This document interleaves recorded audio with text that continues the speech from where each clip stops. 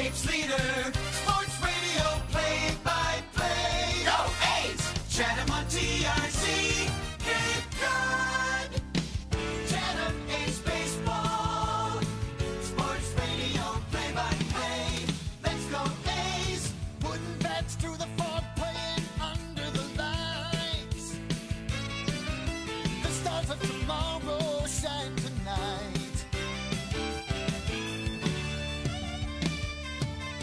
No one else can beat them. Come on out and see them.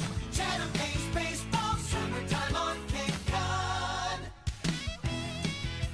With 1 week left in the regular season, the Anglers continue their playoff push. Today, Chatham hosts Cotuit, who already has a ticket to the dance at 7 p.m. here at Veterans Field. Thank you for joining us here on the Cape Cod Baseball Network. With Ian Unsworth, I'm Joe Puccio.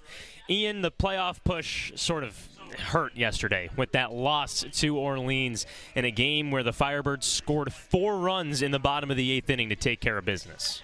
Ben Hampton came in the ball game, Chatham's most reliable pitcher from start to now in this year.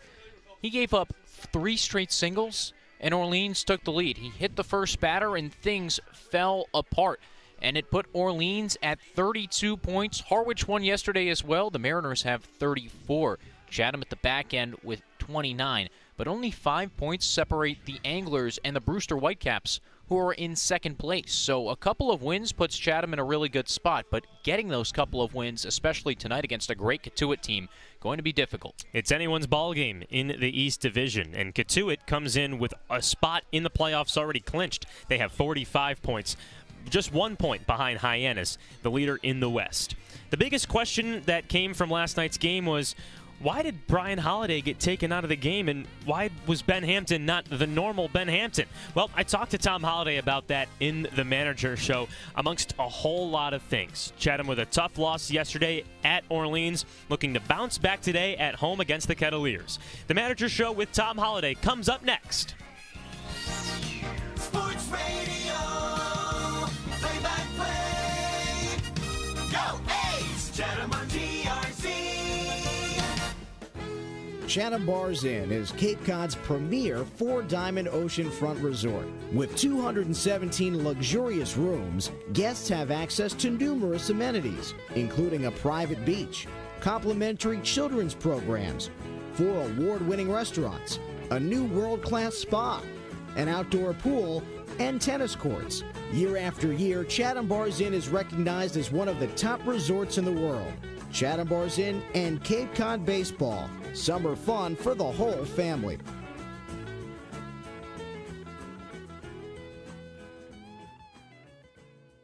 We're back on the Anglers Extra pregame show. Just a week left in the regular season, and to start it off, Chatham hosts Cotuit here at Veterans Field. I'm Joe Puccio, and it's time for the Manager Show with Chatham manager Tom Holliday. Tom, a real tough loss yesterday over in Orleans. Yeah, we know how to do that. You know, it's almost like every time we kind of aim ourselves at an important game, we get right up next to it, and then somebody hangs a slider or hits somebody or walks somebody or throws a double play ball away, you know, something that you just sit there and go, it's just not their character. But I don't know, somebody said this word called luck. I'm not sure if I believe in luck, but we sure don't have any of it. So, yeah, that was a tough game to lose last night. What was it about that Orleans team that got the best of you? Because that's the same Firebirds team that threw a no-hitter just earlier this month. Well, they've got some good arms. And the lefty he brought in last night, I mean, the Riley kid, if somebody gets him straightened out, I mean, that guy's going to pitch in the big leagues for a long time. He's really good and got a great arm. Our kids have seen him so much this summer that they really liked hitting off of him. And even though we only had a run or so, but they were real comfortable hitting off Riley. The lefty came in was nails. And then you sit there and go, where's this guy from? Well, it doesn't matter. The fact is, his fastball was 89, 91. His slider was 82, 83. But, boy, he nailed that slider. And, you know, we try to sit on a 2-run lead, which is never comfortable, especially on the road this league. And, you know, we kind of, I don't know, Satelli was doing really, really well, and he hit the wall, backed up on his velocity, and got in some trouble. And, you know, we were almost out of it, and then we hit a left-hand hitter, which, Hampton's been our best pitcher all summer, and he hits him with a 1-2 count, and that's kind of weird. But, I kind of thought the kid might have leaned in a little bit and took it, and it was a good hit batsman, because it turned into 2 runs, and so then you lose the ball game. But I thought our guys played good. That was a hard night to play. That wind was blowing in about 30 mile an hour, maybe more. Not a good hitting night. We hit a lot of balls hard right at people in the outfield. If there's no wind last night, we hit balls over their head. I thought we actually had a good offensive night. We only scored 2 runs. So the Holiday to Hampton switch was more of a matchup thing? Well, you're gonna play to win every game in this run of games, and I thought it being a road game. Evans leaving after 2 kind of screwed up my whole plan. If he gives us 4 or 5 like he pitched last time, then we go to Satelli. Then we probably only need to use either or Hampton or Brian Holiday. So I liked the way it worked out. I mean, it worked out perfectly. And Hampton threw an inning in the All-Star game. He threw an inning before that in relief for us. So and I trust that kid 100%. So when he comes in, he hits a guy with a 1-2 pitch, and then all hell breaks loose. Well, we've seen that, and so a guy doubles in the corner, then they go to contact, they make contact, get another run in, and we only had like 30 seconds to a minute to regroup and try to score in the 9th inning. So going from Brian to Hampton is like kind of like not overusing one. And if you got them both, use them, because that was a must-win game. Tonight's must-win. I'm going to try to stay away from both of them tonight. I'd like to give them a day off, because to use that theory, to run them out there tired or worn down, just because they're 2 guys that say, Coach, I want to win. Use me wherever you need me. I get that, and I really like that attitude. But I don't want them out there 80%, 70%. They're really good when they're 100%. So I hope we're good enough tonight we can stay away from those 2 guys. Offensively speaking, you've had some hot bats, including Rock Riggio. What have you liked in his 10-game hitting streak? Well, it kind of makes you wonder, what was going on before that. And Rock is such a gifted player. He has one of those eye-hand coordinations that's hard to find. Then all of a sudden, he'll get into a big mood, like he wants to be a big guy. And his swing gets a little big. He tries to hit home runs. And I think what he's done up here is realized that's not what it's about. And he took a look, I think, one day at his batting average and said, I'm way better than that, which he is. And then all of a sudden, he started taking base hits. And I still think you throw him a 2-0 fastball in the middle, he'll hit it out of the ballpark. But Rock's a gifted player, and I think Rock's a little worn down. So now he's kind of learning what it is to play 100 games in a year, and it's going to be really good for him. You guys lost to Cotuit just before the All-Star break. How can you take advantage of this Kettleer team that's already clinched a playoff spot? I don't know, but I mean, it's like, they're a pretty good team. He actually added a couple of studs when I'm out looking for backup guys so I can get guys off the field. I mean, he picks up Bradfield. I mean, it's like some kids love to play, and for Enrique to show up here after he goes and does the USA thing, I have a lot of respect for that. I mean, I really do. I think, to me, that kid scored 1,000 points, by coming back up here. And it tells the pro baseball world that kid loves to play. The guys that go home after Team USA or even the trials are basically saying, I'm not sure if I love the game enough to go to Cape Cod, and I've already done my thing, so I'm just going to go home and get in a weight room or sit by a swimming pool and drink iced tea. You know what I mean? I don't know how you get any better sitting by a swimming pool or hanging around in the weight room. You get better by being on this field, learning how to use wood, and competing. And, I still learn something every day from our guys when I hear stories, that they tell me. And, Cotuit is Mike is as old school as I am. All he wants the game played right. He wants you to play out of the love of the game. And his teams are always tough. And, we beat them if we can man up to them. We'll beat them. If we don't man up tonight, we'll get beat. Tom, thanks for the time. You got it. That's Tom Holliday on the Manager's Show. A's and Kettleers coming up at 7 p.m. Let's send things over to Ian Unsworth as the Anglers Extra pregame show continues.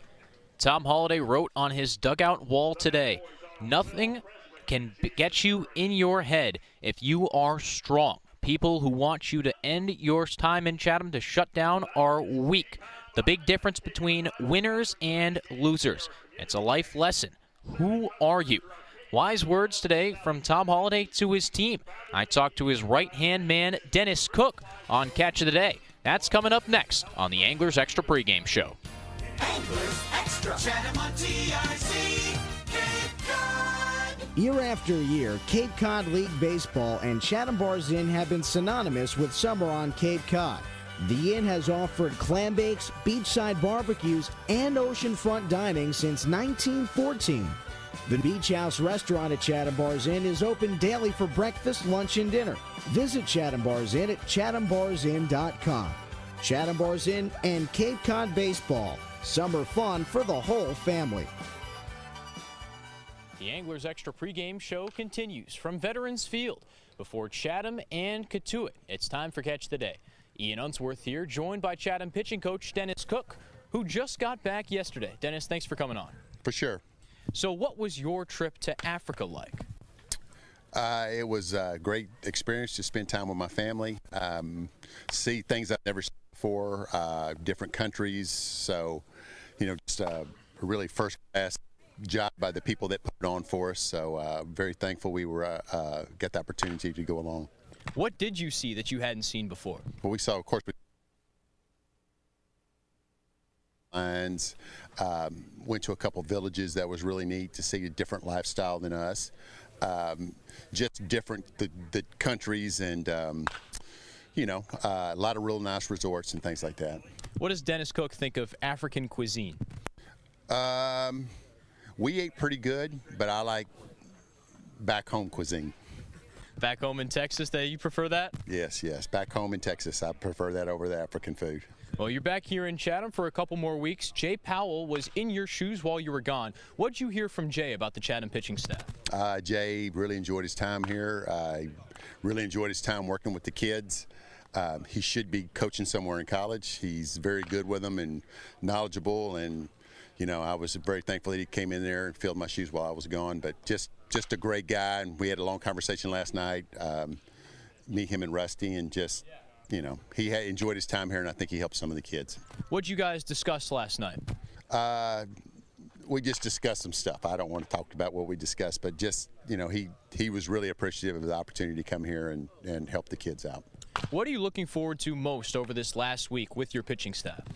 Just try to continue to help them get better and, go into their college seasons and be successful and be the best players they can be. And, and guys came in with specific things they wanted to work on, and hopefully they've taking steps to get better with those things that they've, the goals that they came into the summer with. Roman Kimball is starting for Chatham tonight. What have you seen from Roman, Dennis, that makes you think he's going to be successful?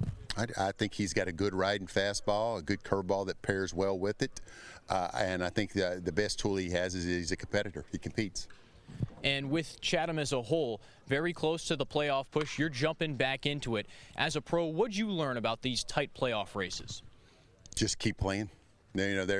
Don't read too much into it. Just try to show up and play the game one pitch at a time and have good at bats and good innings on the mound and play clean defense. And there's really nothing you can do other than just go out and try to play your best baseball. And at the end of the day, it's you can't control results as far as hitting and pitching. So we don't try to control results. We just go out and try to control our best effort. How do you help your players manage the pressure? Because just like last night when it was a very tight game towards the end, things can get intense. What do you tell your players to manage the pressure-packed situations? I just think that pressure is a privilege. I mean, and it's self-induced. We try to, we don't even talk about that. I don't really remember ever feeling pressure. We just be true to your routine and your work and before game, pre-game, and then just game time's fun time. So we don't try to pressure people or put pressure on people or even talk about pressure. Chatham is a couple points away from Orleans and Harwich in the standings with just 7 games left. Dennis, one more for you. The Mets play the Yankees tonight, the Subway Series. What are your memories of that time? I think we were probably one of the first Mets teams to play the Yankees in interleague play, and I remember going over there, and they closed the freeways down for our bus to get over there, and we were driving over, everybody was shooting the finger, Yankees fans shooting his fingers over in the Bronx. And when we got off the bus, they were giving us a pretty hard time, but you know, those are good games, and I think it's good for baseball, the interleague stuff. Dennis Cook was one of the first to play that Subway Series. It continues tonight. Chatham tonight faces Cotuit in just a couple minutes. Dennis, thanks for your time. Thank you. After Catch of the Day, we'll go back to Joe Puccio for the rest of the Anglers Extra pregame show. Well, the Yankees and Mets play tonight at 7 p.m. First game of the Subway Series. Dennis Cook, he might want to forget that Subway Series. He had an ERA of around 8 during his time with the Mets. First pitch coming up next here on the Cape Cod Baseball Network. Anglers Extra. Chatham on TRC. Cape Cod. As a proud sponsor of the Cape Cod Baseball League, the Mass State Lottery is celebrating the games we love playing. From the baseball diamond to the many lottery games that help support all 351 cities and towns across the Commonwealth. So here's to 50 years of winning and 50 more. Celebrating 20 seasons on the Cape Cod Baseball Network. Chatham A's Baseball is on the air right now. Swings and hits one to left center field. Back goes McFadden. He will not get there. It's a home run. A grand slam for Todd Frazier. Chugging into second base with an RBI double is Evan Longoria. He is 4 for 4. Hit on the ground, left side. Will it get through? Off Crawford and into center field. Federovich scores and Chatham wins it in 11. The game-winning hit from Seager. It's a 5-4 Chatham winner. And now, with your play-by-play, Peter, we're going to go Joe Puccio and Ian Unsworth.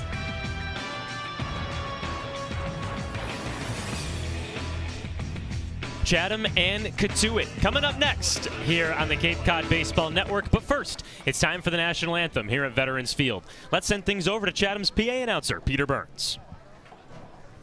Joining us tonight is a veteran of singing the national anthem here, Rebecca Banis, the general manager of the very popular Pate's Restaurant here in Chatham. Rebecca has been on stage in local theater for years. She's a passionate supporter of local businesses, animals, and the arts. With tonight's national anthem, Rebecca Banis. Oh, say, can you see by the dawn's early light what so proudly we hailed at the twilight's last gleaming, whose broad stripes and bright stars through the perilous fight o'er the ramparts we watched were so gallantly streaming, and the rocket's red glare, the bombs bursting in air, gave proof through the night that our flag was still there. Oh, say does that star-spangled banner yet wave o'er the land of the free and the home of the brave. That's Rebecca Banis with the national anthem here at Veterans Field. The Kettleers and the Anglers with 1 week left in the regular season. Chatham's continuing its playoff push. 3 points behind Orleans and 5 points behind Harwich and Brewster. So second place could be in Chatham's grasp, but got to take care of business tonight. Ian, let's take a look at today's starting lineups presented by the Chatham Squire. First for Cotuit. Tommy Troy leads it off playing shortstop from Stanford, a right-handed hitter for Mike Roberts and crew. Second place in the West Division, 20-12 and 545 points for the Kettleers. Enrique Bradfield hits second, the center fielder from Vanderbilt. CJ Kafis hits third, the first baseman from Miami, and Carter Trice is in the cleanup spot. He's playing left field tonight, transferring to NC State next season. Tyler Johnson hits fifth, the DH from Coastal Carolina. Sam Ruda hits sixth, the third baseman from Army. Josh Pearson seventh, he's the right fielder from LSU. Calvin Harris, no, not the DJ, he's eighth. The catcher from Ole Miss, and hitting ninth, Colby Wilkerson, the second baseman from UNC. Chatham's lineup as the defense goes out to the field. Jake DeLeo's the leadoff hitter. He's playing in center field. Lyle Miller-Green's out in right. He's batting second. Batting third, the second baseman, Rock Riggio. In the cleanup spot, left fielder Chuck Ingram. Batting fifth, the shortstop Marcus Brown. Batting sixth is Chatham's DH Will Butcher. Batting seventh, the first baseman Caden Grice. Batting eighth is Johnny Castagnazzi over at third. And Jack Rubenstein, he bats ninth, and he's behind the plate. The Red Nun Bar and Grill pitching matchup. First for Cotuit, they bring out Joseph Whitman, a right-handed pitcher from Purdue, making his first start, rather a left-handed pitcher from Purdue, who's making his first start of the season. We'll break him down in the bottom of the first. Chatham brings out a right-hander, Roman Kimball, who just wrapped up his freshman season at Notre Dame. He's pitching in his third start, fourth appearance of the spring, rather of the summer. No earned runs in 12 innings of work, 19 strikeouts, and 6 walks. Roman Kimball has been a force in his short time with the A's. Bar none, Chatham's best pitcher. And his last appearance at Wareham, the 11-2 blowout win, he made it through 5 innings scoreless, only allowing 2 hits and 4 walks. But he was unsatisfied with his stuff. Didn't think he had as much control as he usually does. Roman said that his changeup and curveball have been looking good in his bullpens. They've been looking good on the mound as well in actual games. But he said that he could bring out his slider, trying some new pitches, because through the first 12 innings, he's been almost untouchable. Tonight's umpires, presented by the Audio Associates. Over at first base is Ryan Damari. At third is Mike Farman. And calling balls and strikes, Mike Hinojosa. Mike Hinojosa behind the plate. Umpires presented once again by the Audio Associates. The infield and outfield have wrapped up their warm-up, but Roman Kimball still tossing a few more pitches. He's tossing one more from the stretch, and Jack Rubenstein throws all the way down to Rock Riggio to get things started. The shortstop from Stanford, number 12, Tommy Troy. Cotuit is in its home uniforms in a road game. That's the maroon Cotuit top with the white pants on the bottom. Cotuit is in blue script across the chest with a blue number on the bottom left corner and on the back. Maroon pinstripes on those white pants held up by a maroon belt. Chatham in the home uniforms. Blue angler script across the chest with the blue pinstripes, white on white. Kimball gets the sign for the first pitch. He deals a fastball, called strike. We're underway. First pitch at 7:03 p.m. 76 degrees and sunny in Chatham. Time and temperature presented by the Chatham Athletic Association. Kimball kicks 0-1. Popped up, right side of the infield. Riggio in shallow right, called off by Miller Green, and the right fielder makes the catch. The center fielder from Vanderbilt, number 6. 2 pitches. Tommy Troy is out. That's the first out of the ball game.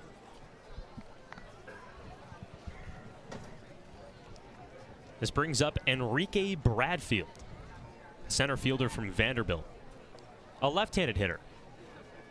Castagnazzi over at third. He's playing in the infield grass. Kimball from the windup. Fastball right over the heart of the plate. Strike 1. Roman Kimball said before the game he does not want to walk Enrique Bradfield. That is his goal in the first inning. 46 of 46 on the base paths this season with Vanderbilt. 0-1. Fastball misses low. 1-1. 100% stealing percentage this spring. That's unreal. Longest consecutive streak in the NCAA history in over 15 years. 46 for 46. Kimball's 1-1. Swing and a miss. Bradfield in front of the changeup. Count goes to 1-2. Bradfield's 1 for 1 on the base paths this summer. He's just playing in his 5th game. The 1-2. A spinner misses inside. 2-2. Castagnazzi retreats. He's at the normal third base position. Just a few strides away from the third base bag. Kimball gets the sign.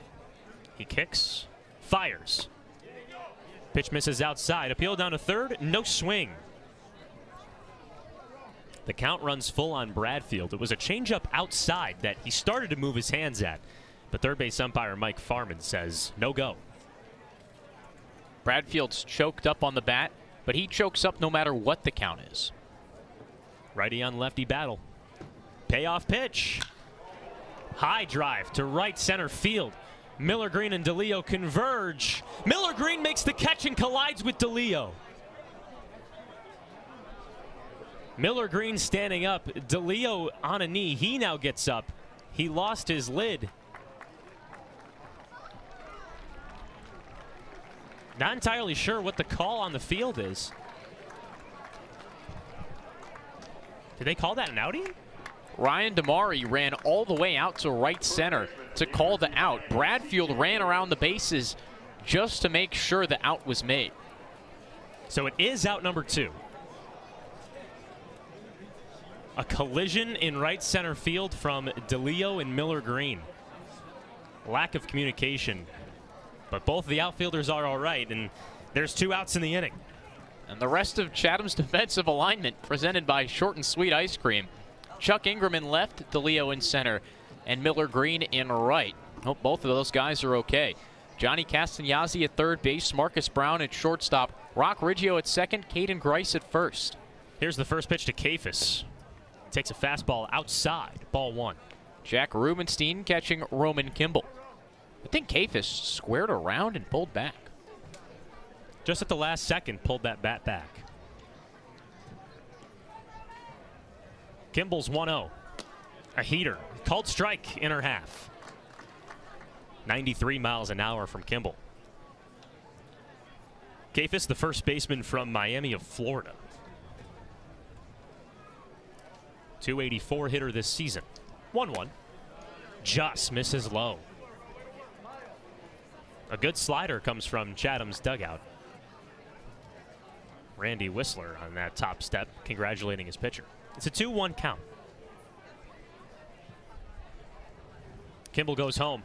Squared around a bunt. Pulled back at the last second. Pitch missed outside. 3-1.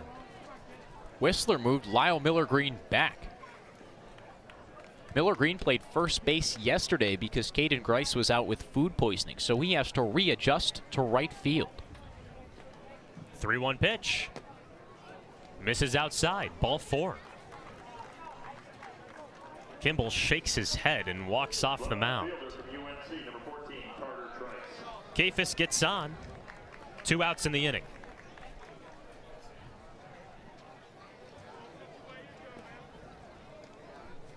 The 4-hole hitter Carter Trice digs in. A left fielder from North Carolina. No score in the top of the first, just getting underway at Veterans Field. 2 outs and a runner on first. C.J. Kafis with a free pass. First time we see Kimball in the stretch. Right foot on the first base side of the rubber. The pitch. Misses outside. 1-0. That was the slider, 79 miles an hour. Kimball usually rolls with a fastball, curveball, and changeup. Heater in the low to mid 90s.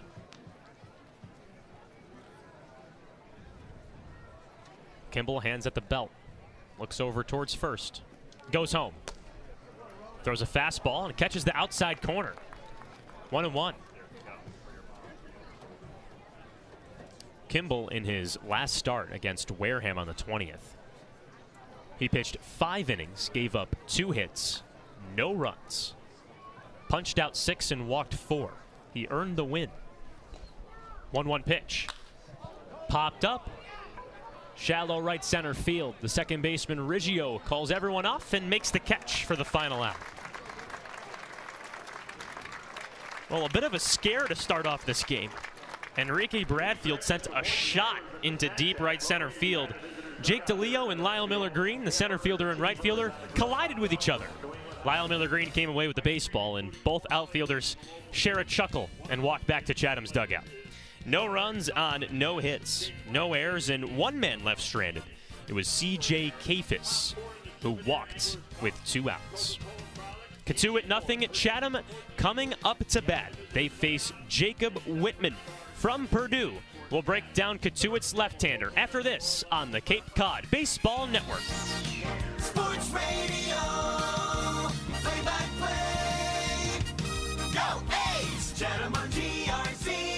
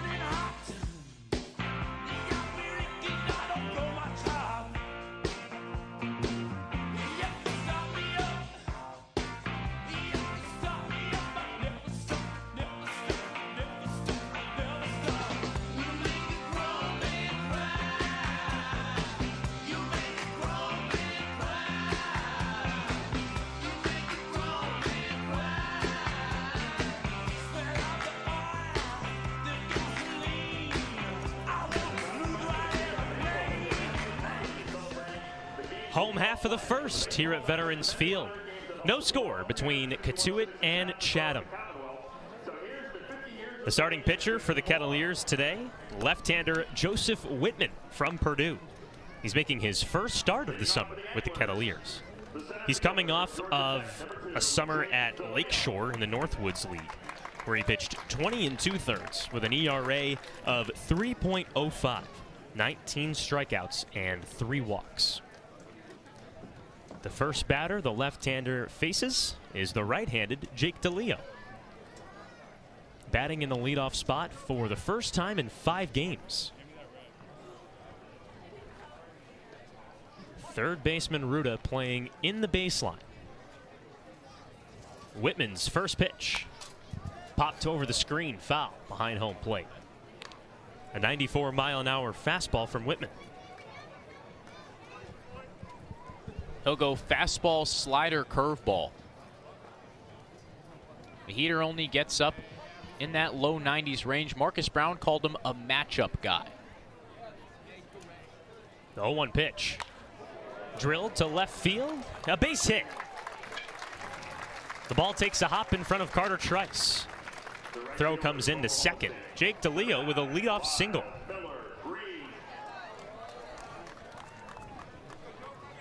That seemed rather simple for DeLeo. First breaking ball. DeLeo was right on it. Chatham's leadoff hitter gets on base with a single, the first hit of the game. And this brings up Lyle Miller-Green, the right fielder who bodied Jake DeLeo, who's standing over at first base in the top of the first. Miller-Green from the right side. Throw over to first. DeLeo back in standing. A rather simple pickoff move from Whitman. Just tossed his hips over to that first base side. DeLeo has 3 strides off the bag. Whitman comes set. First pitch to Miller-Green. Misses high and out. A nice snag from Calvin Harris behind home plate. 1-0 to Miller-Green. Chatham's right fielder got a standing ovation, not a standing ovation, a round of applause, I should say, for winning the home run hitting contest. 1-0. Pitch called a strike on the inner half. That's that 80-mile-an-hour slider. Went to the inside corner on the righty. 1-1. Miller-Green hit 31 home runs in 4 minutes at Spillane Field. 1-1 pitch. Misses high and out. Fastball at 91 miles an hour. 2-1. That was 2 rounds of 2. not 4 consecutive. But 31 home runs at any point. Very impressive. 2-1 pitch. Misses. Low and inside. Another slider. 3-1 to Miller Green. He beat out Tyler Johnson, one of Cotuit's leading home run hitters. DeLeo on first, nobody out. Pitch. Goes all the way to the backstop. A fastball called strike on the inner half, but it trickles all the way to the brick wall. DeLeo gets to second. The pitch was in the zone, so the count goes to 3-2, but Harris just didn't catch the ball. Harris got it off the heel of his mitt. Hit him in the palm. So the count runs full to Lyle Miller Green. He has a runner in scoring position with no outs. No score in the bottom of the first. Whitman gets the sign, standing on the third base side of the rubber. Looks towards second. The pitch. Misses inside, ball 4. A long at bat for Lyle Miller Green, but he works his way to first with a base on balls. Another slider low and in. It started low, stayed low. Miller Green didn't budge. With runners on first and second and nobody away, in stands Rock Riggio. One of Chatham's leading hitters, has a 10-game hit streak. The corners are in for Riggio. Lefty on lefty battle. Whitman peers in for the sign. Hands at the belt. Glances towards second base. His first pitch. Slider misses outside. 1-0. Cotuit infield in bunt defense. Corners on the grass and the middle infield halfway between the infield and outfield grass. They might want to move back for a guy like Riggio. Hits in 14 of his last 16. 1-0. Chopped foul behind home plate. 1-1 count to Riggio. So at the end of July, he had 2 hits. His first game, rather I should say the end of June, Rock Riggio had just 2 hits, and his first game was on June 18th, but 2 for 36 at the plate. He's now in a 10-game hitting streak. Tom Holliday called him a gifted player. He's also wondering what happened in the month of June, but that's something for him to figure out. 1-1 pitch. Squared around a bunt, pulled the bat back. The pitch missed outside. 2-1. The fastball at 88 miles an hour.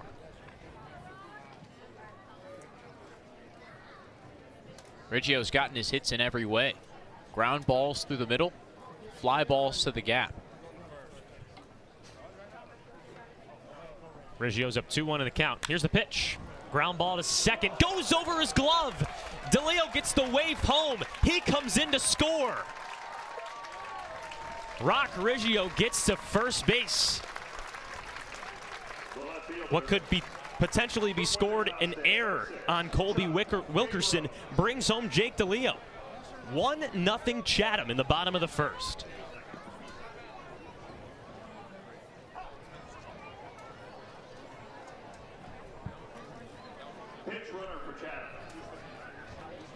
Pinch runner coming in for Chatham.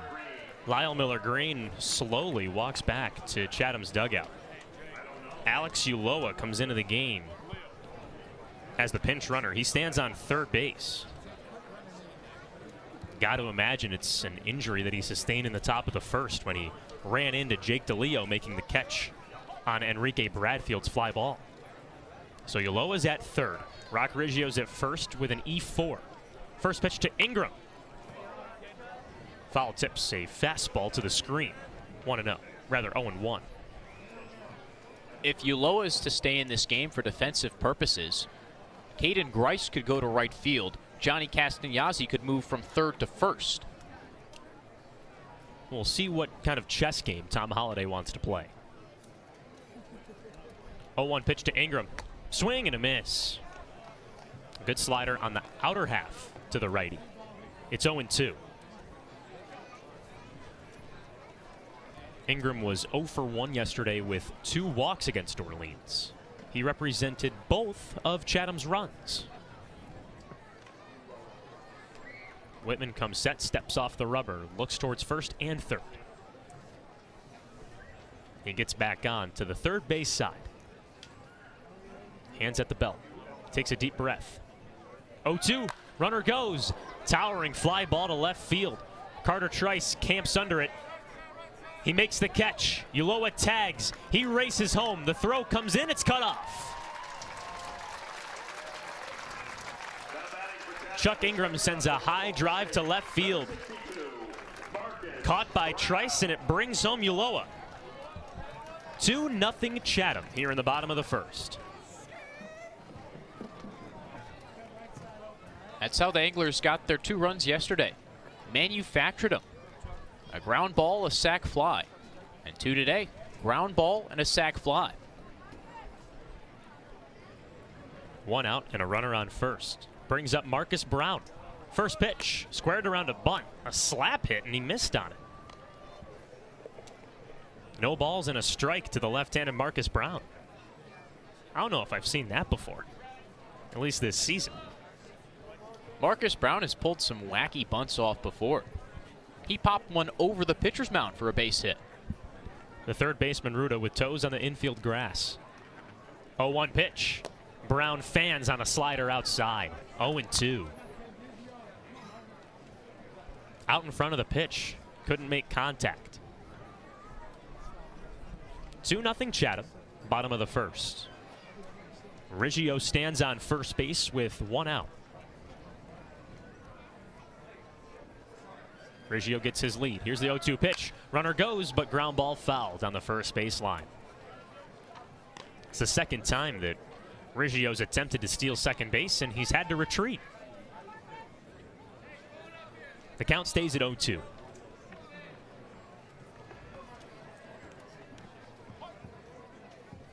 Some slivers of sunlight in right field. The rest of Veterans Field covered in shadows. Quick throw over to first. Riggio back in standing. Really is a gorgeous night for baseball, especially because yesterday it seemed like we weren't going to get any baseball in, and ended up not raining at all. Here's the 0-2 pitch. Fastball misses high. 1-2. It rained.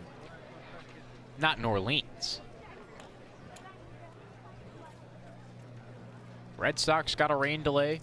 We saw heat lightning walking home. Riggio 4 strides off first base. Whitman holds, he fires home. Ground ball up the middle. Wilkerson gets it, steps on the bag, throws over to first. Not a double play. Brown beats it out. The first baseman was taken off the bag on the throw. A rather athletic play from Colby Wilkerson over there at second base. Fielded the ball to his right, stepped on second base, threw an off-balance throw to first, but Marcus Brown gets on with a fielder's choice. 2 outs and a runner on first. This brings up Will Butcher, Chatham's designated hitter tonight from UNC Charlotte. First pitch. Fastball taken high. 1-0. This is Butcher's first at-bat with Chatham. Tom Holliday said before the game that he wants to see his bat. What does he have in this 49er? 1-0. High drive. Left field. Hangs up in the sky. Carter Trice takes a few steps in. He makes the catch for the final out. Well, he's got a power bat, that's for sure. Sent a towering fly ball. Pulled it over to the left fielder, Trice. Chatham gets the scoring started. DeLeo and Miller Green, the first 2 batters, come up. Both of them come home to score. Lyle Miller Green was taken out of the game for Alex Ulloa, so that's a defensive replacement that we'll look for going to the top of the second. 2 runs on 1 hit, no errors, and 1 man left on base. 2-0 Anglers. Top of the second up next. Chatham on TRC, Cape Cod. Sweet Tomatoes Pizza, located right around the corner from Veterans Field at 790 Main Street in Chatham. Pick up a pie on your way to the game or grab a calzone before first pitch. The dough for their specialty pizza is rolled right before your eyes. Eat in or take out, 11 a.m. to 9 p.m. and sometimes later. Call 508-348-0200. See their full menu online at sweettomatoescapecod.com. Sweet Tomatoes, a Chatham pregame tradition. Well, I came by your house the other day. Your mother said you went away.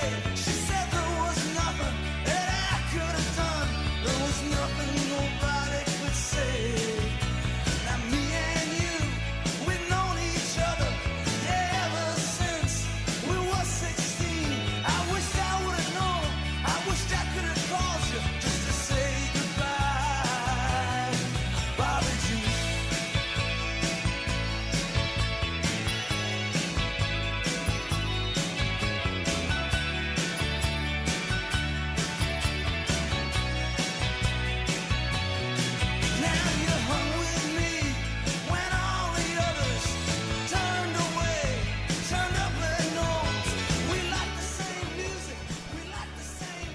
Chatham cracks the scoreboard first at Veterans Field. It's 2-0 Anglers as we start the top of the second. Some defensive changes to go over before play gets started. Alex Ulloa, who came in as a pinch runner for Lyle Miller-Green, he's over at third base. Johnny Castagnazzi moves from third to first. And Caden Grice moves from first to right field. Kimball comes set. First pitch to Johnson. Fouls it over the press box. Diamond side third base line. 0-1.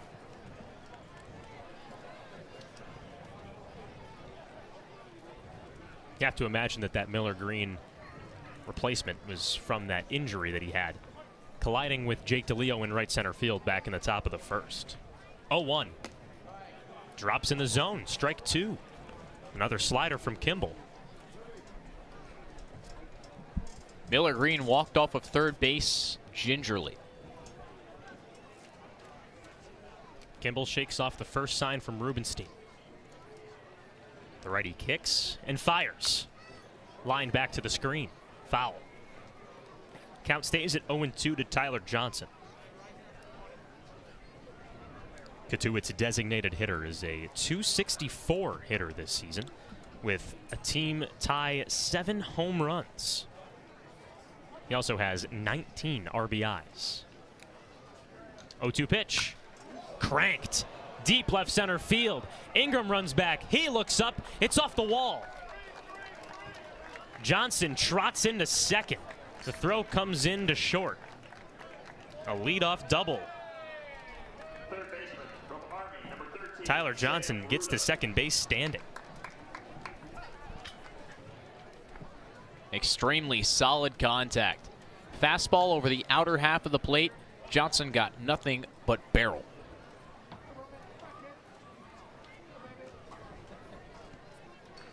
A loud crack of the bat to start the top of the second inning. Tyler Johnson on second with a leadoff double. The left-handed hitting Sam Ruda, third baseman from Army, gets ready to go. He's playing in his 4th game of the summer with the Kettleers. Has a natural grain bat over his left shoulder.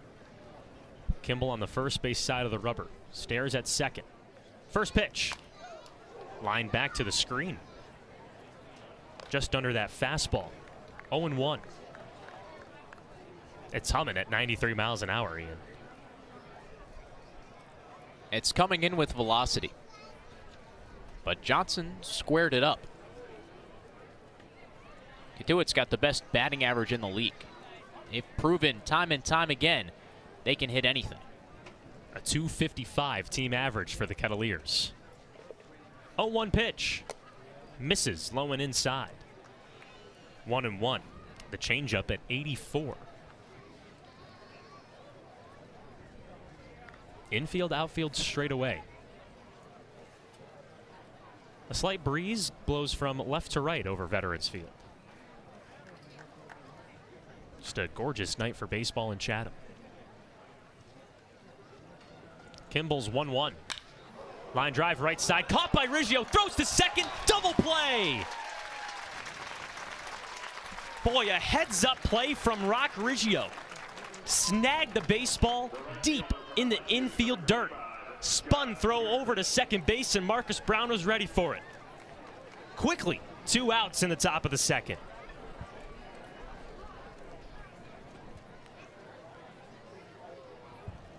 As a base runner, you're taught to freeze on a liner. Johnson froze, but his secondary lead took him too far off of second base to get back in time. 2 gone. First pitch to Pearson. Takes a slider inside. It misses. 1-0. Riggio didn't flash his leather until the last second. So Johnson couldn't tell whether the ball was going to be caught or getting through into right field. 1-0 to the lefty. Sends a high drive to center field. Jake DeLeo with 5 strides in. He makes the catch for the final out. And you have to imagine, too, that if Rock Riggio doesn't catch the ball over there at second base, Tyler Johnson's coming home to score. So not only does Rock Riggio save a run, but he gets 2 outs on that play.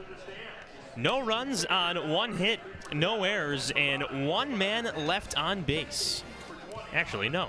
There wasn't anyone left on base because Rock Riggio turned a double play to start the inning. Chatham leads 2-0. Let's go to the bottom of the second on the Cape Cod Baseball Network. Chatham on TRC, Cape Cod. T-Mobile is proud to sponsor the Cape Cod Baseball League. The people at T-Mobile are committed to serve those who serve, and that's why they go above and beyond for our active duty military, veterans, and first responders. Visit your neighborhood T-Mobile store or T-Mobile.com to learn more. I got so down and out in Frisco, tired of the pills and the rain. I picked up headed for the sunshine. I left a good thing behind. Seemed all of our love was in vain. Now my baby's coming in on the Tucson train.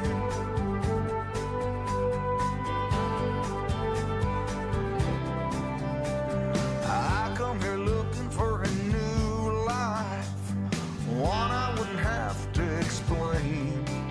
That voice that keeps me awake at night, when a little piece would make everything right. Chatham's dominating at the plate and in the field through 1.5. The A's lead 2-0 to start the bottom of the second, following a top of the second where Rock Riggio flashed the leather over at second base, turning a double play after a leadoff double from Tyler Johnson. Snagged the ball out of the air, had a quick spin throw over to second base. An unconventional 1-2-3 inning for Roman Kimball. First batter in the home half of the second, Caden Grice. First pitch to the lefty. Takes a slider high, 1-0.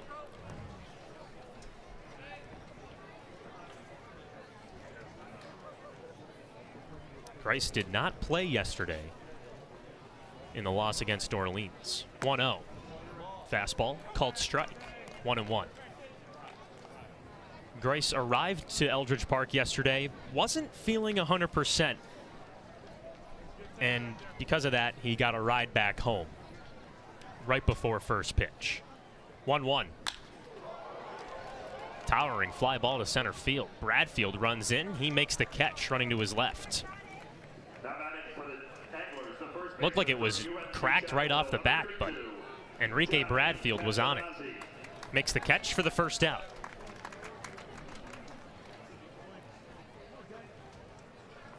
Grice got it slightly off the end of the bat. 1 out and nobody on. Springs in the right-handed hitting Johnny Castagnazzi. He started the game at third base, and now he's over at first. First pitch. Misses outside, 1-0. Lyle Miller Green started the game in right field. Collided with Jake DeLeo in the top of the first inning in right center. Alex Ulloa came in as a pinch runner, and he went to third base. 1-0 pitch. Fastball misses inside, 2-0. So Castagnazzi went from third over to first. And then Caden Grice, who started the game in right field, well, he went out to right field to replace Lyle Miller-Green. Lots of shifting. I know it can be confusing. 2-0. Swing and a miss. Ooh, Castagnazzi was in front of that changeup. It's 2-1.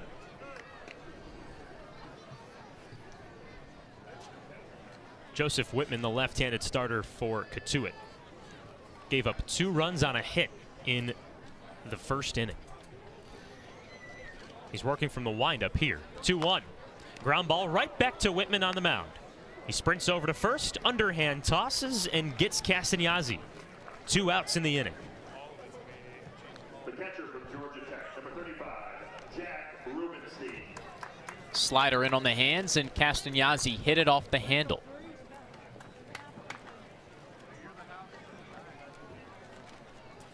Two gone, nobody on base. In stands the 9-hole hitter Jack Rubenstein. Chatham leads 2-0 here in the bottom of the second. A lefty on righty matchup. First pitch, fastball, called strike. Oh, well, no, it looks like it just missed inside. That was a borderline pitch. It's 1-0. Mike Hinojosa has a late strike call. I thought he was going to break it out there. The 1-0 just misses high. 2-0. Is the zone shrinking, or can I not see, Ian? I don't know. Bit of both. I do have to get new glasses. That's on my to-do list when I get back home. 2-0. Hits Rubenstein. Fastball catches him on the left hip. Gives some sort of sign over to Chatham's dugout. I don't know what that means, but he goes over to first base. 2 outs in the inning. He's quite the character over there. It's the 4th time he's been nailed this year. Every single time he gets hit, Joe, I have to bring it up. At Emory College, Jack Rubenstein is the career hit by pitch record holder. 39. Jeez. I would not want to get hit by a baseball 39 times. I'll pass. Order flips to DeLeo. He swings at the first pitch and misses. Slider in on the hands, 0-1. DeLeo had a single to start the bottom of the first. He came around to score. Rock Riggio hit a ball to the right side. It hopped over the second baseman Wilkerson's glove. Scored an E4. And DeLeo came all the way around to score. 0-1. Fastball misses inside. 1-1.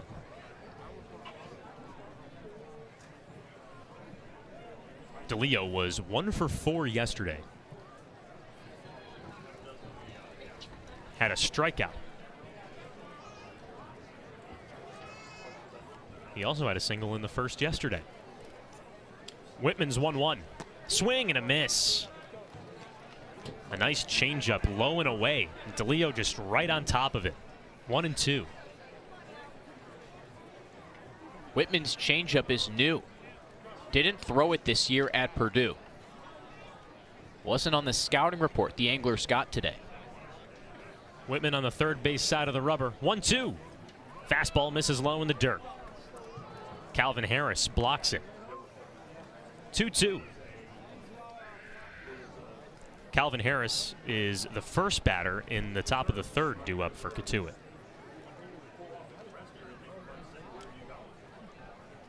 He gets back into his crouch.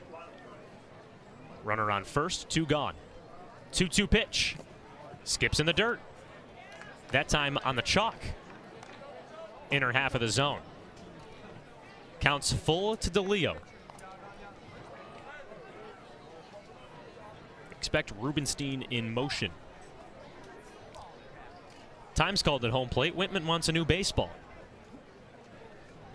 Mike Hinojosa obliges and gives him a brand new baseball.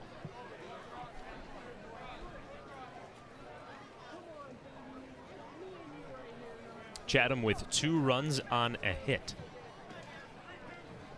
All of that coming in the bottom of the first.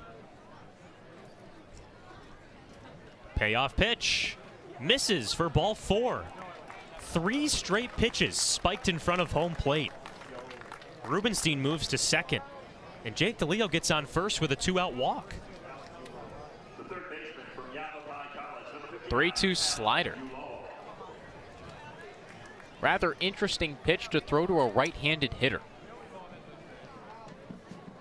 Ball starts in the middle of the plate, breaks towards DeLeo. Runners on first and second with 2 gone. Here's the first at bat for Alex Ulloa. First pitch to the righty. Ground ball left side, just foul. Ulloa was a few feet away from extending Chatham's lead, but now he's down 0-1 in the count.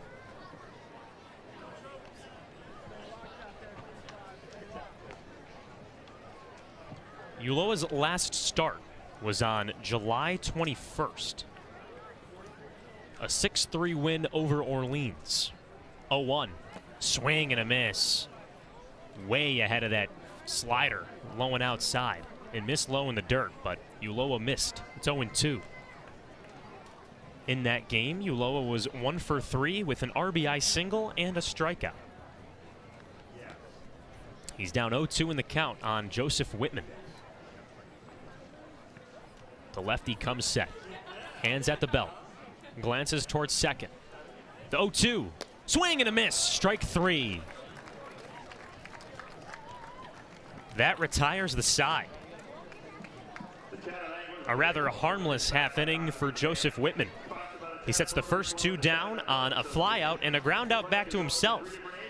But then a hit by pitch to Rubenstein and a walk put a little bit of life into Chatham, but Alex Ulloa struck out swinging to end the frame.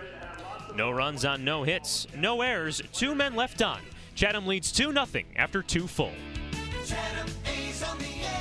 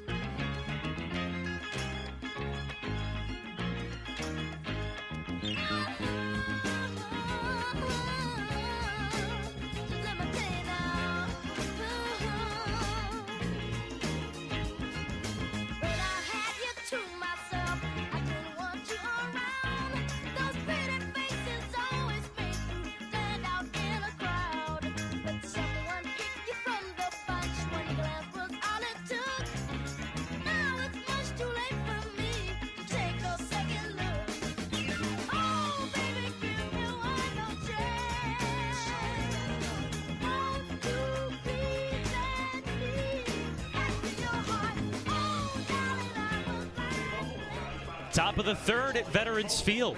The A's lead 2-0 over the Kettleers. 8, 9, and 1 due up for Cotuit in this frame, starting with Mississippi catcher Calvin Harris. Once again, not the DJ, but he's playing in his 12th game of the summer, batting .257. Summer, also a great Calvin Harris tune, Ian.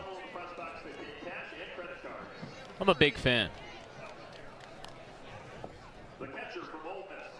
Roman Kimball finishes his last warm-up pitch, and Rubenstein throws it down to second.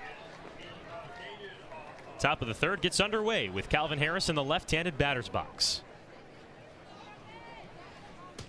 Been a solid start for Roman Kimball. 2 innings, just 1 hit, that leadoff double in the top of the second from Tyler Johnson.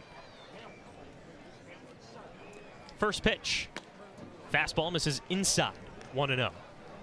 But that was quickly ended by a double play. Sam Ruda hit a line drive to Rock Riggio over at second. Quickly transferred, threw over to second, and got the double play. The 1-0. Flared down the left field line. It trails out of play. 1-1 count. Kimball has faced 7 batters, Harris being his 8th.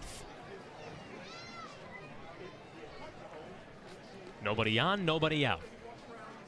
Kimball from the windup drops a changeup in the zone for strike 2.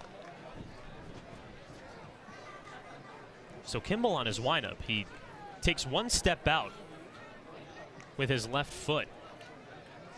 And that last pitch, he held it for a little bit longer. He works quickly here, 1-2. Drops a curveball, skips in the dirt. Did he swing? No, says third base umpire Mike Farman. 2-2 count to Harris. Kimball starting to change up his tempo and pacing a little bit. An interesting strategy, the first time through the order. Usually you'll see pitchers do this through the second time or third time to mix up the looks. Better variety of motions and also pitch selection. Righty on lefty battle to start the top of the third. Chatham leads 2-0. Kimball's 2-2 pitch. Swing and a miss, strike 3. The changeup on the inner half.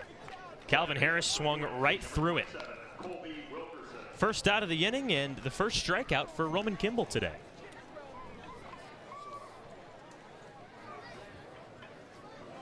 Great off-speed pitch. Harris was long with his 2-strike swing and over the top. Here comes the 9-hole hitter, Colby Wilkerson. First pitch. Popped up, right field. Riggio in shallow right. The second baseman makes the catch. Backpedal to right center field. Caden Grice, the right fielder, gives him a pat on the back. The left-handed Colby Wilkerson swings at the first pitch, and he's out. Now 2 gone in the inning. Riggio reacted on contact. A great drop step, opening up his hips so he could backpedal into the outfield. 2 outs, nobody on. First pitch to Troy. Slider misses low and away, 1-0. Tommy Troy, a right-handed hitting shortstop from Stanford. The team leader in batting average. He's up 1-0 in the count. The pitch. Fastball. Dots the outer corner. 1-1. Troy flied out to right to start today's game. The 1-1 pitch. Swing and a miss. Kimball's utilizing his changeup early on here. Something that he said in pregame that he's wanted to try out more. The 1-2 pitch. Swing and a miss, strike 3. Kimball gets Troy to chase on a fastball high and away. Troy walks back to Cotuit's dugout, shaking his head. That ends the inning. A 1-2-3 inning for Roman Kimball. No runs on no hits, no errors, and no one left stranded. Chatham leads 2-0 through 2.5. The A's bats coming up next. Chatham A's on the air.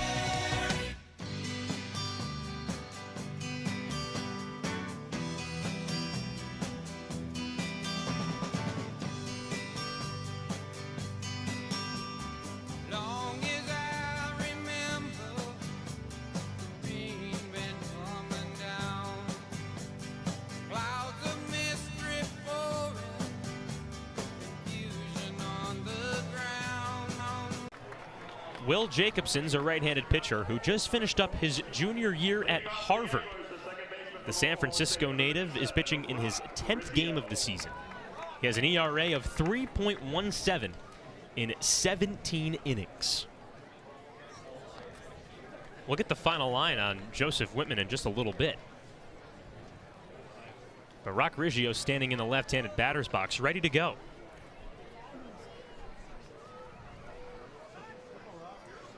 Riggio had that ground ball to the right side, scored as an error that brought home to Leo. The first pitch skips in front of home plate. Riggio had to dance out of the box. 1-0. Jacobson has a fastball, slider, and changeup. The heater in the high 80s to low 90s. He'll throw it just under 2/3 of the time. Off-speed pitches, both in the high 70s. The 1-0. Swing and a miss. There's the first look at that slider. Riggio swung right over top. 1-1. Riggio's riding a 10-game hitting streak. Bat over his left shoulder. 1-1. Swing and a miss. Way late on the 93-mile-an-hour fastball. 1-2. This is Will Jacobson's first batter. He just came out of the bullpen. Nobody on, nobody out. The 1-2 pitch just tipped foul. Riggio got a piece of the slider outside. It hit Harris's bare hand, his throwing hand. The catcher behind home plate stretches out his right hand. The count stays at 1-2 to Riggio.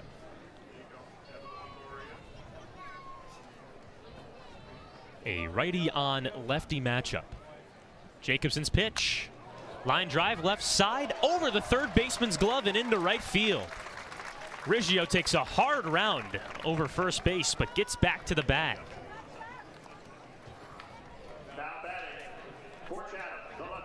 Riggio gets on to start the bottom of the third.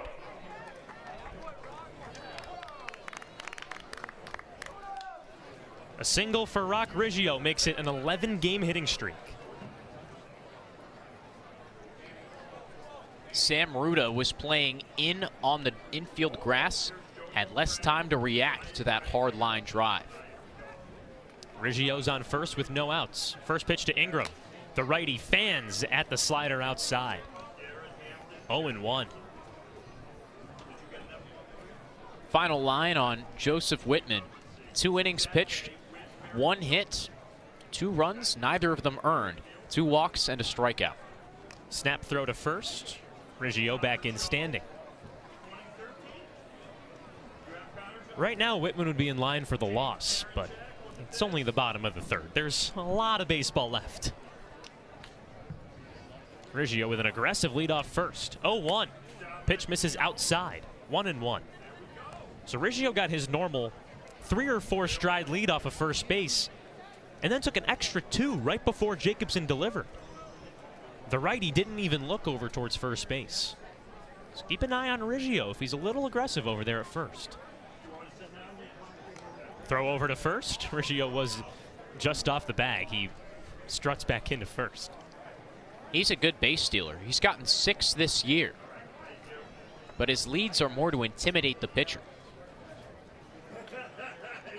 The 1-1 pitch. Fastball called strike. Lower half of the zone. 1-2.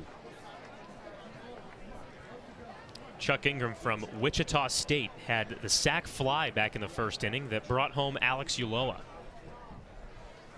He's down 1-2 in the count.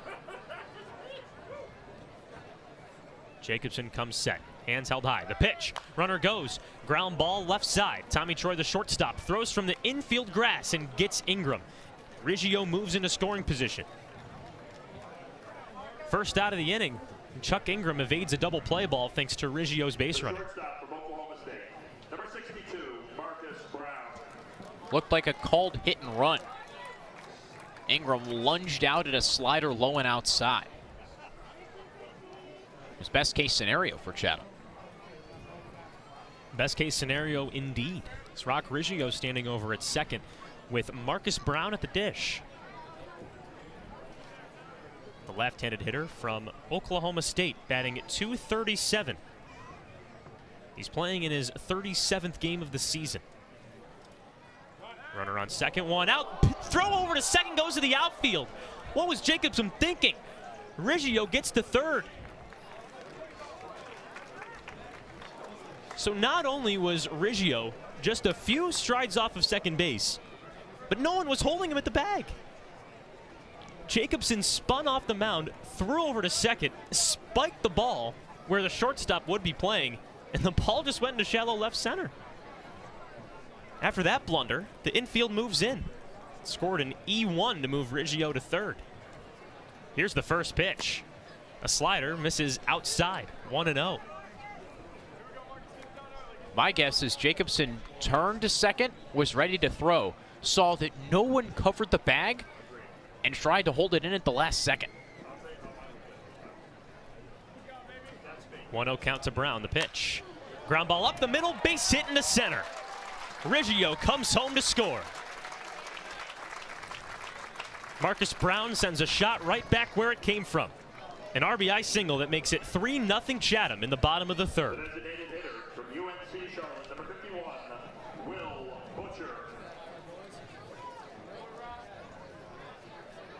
taking advantage of some defensive blunders, manufacturing runs. How about that hit and run, too, from Ingram to help manufacture that run? If the Cotuit infield's playing back, Wilkerson or Troy might have a chance to grab that ball. Either way, Riggio's scoring because a hard line drive up the middle behind second base, neither the shortstop or second baseman can make that throw home in time. Jacobson threw over to first, but Marcus Brown slid back in safely. First pitch to Butcher. Sends a high drive to left field, but it's foul. He put some noise into that swing. 0-1 count to Butcher. That ball landed in the parking lot.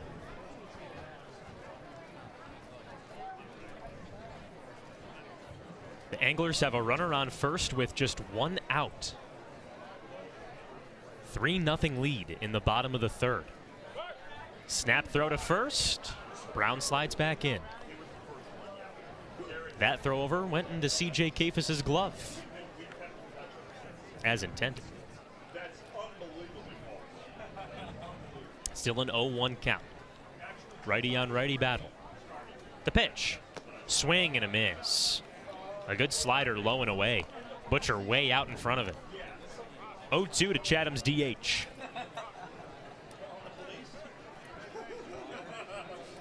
In these few early looks, easy to tell. Will Butcher, a free swinger. He'll let it loose. Well, that's what Tom Holliday wanted to see coming into today's game.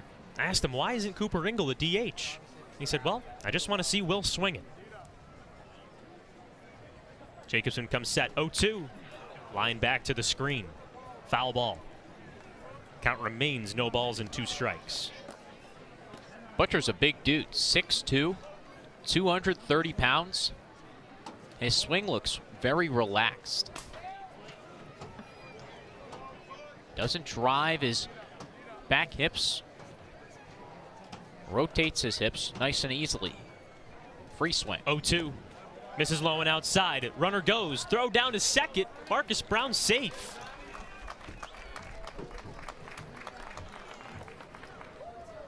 Brown didn't have that aggressive lead off of first base, but still gets into scoring position. The count goes to 1-2 on Butcher. Read the count and guessed the pitch. A 2-strike situation is normally when pitchers go to off speed. Marcus Brown on second with 1 out. His 10th stolen base of the year. Leads the ace. 1-2. Misses low and outside. 2-2.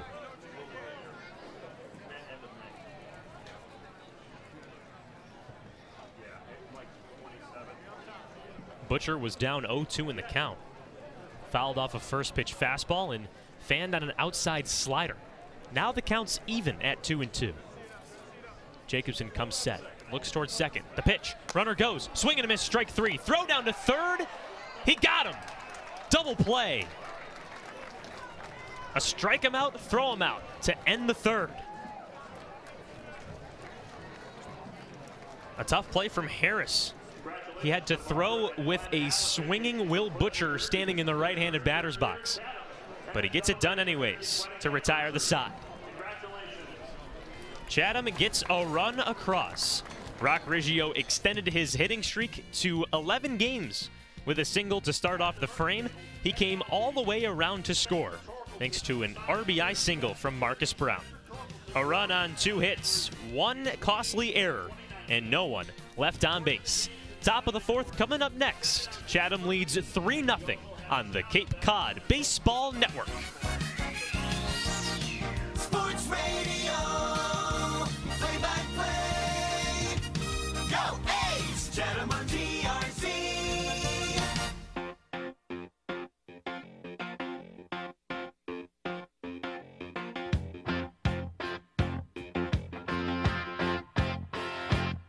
What I want.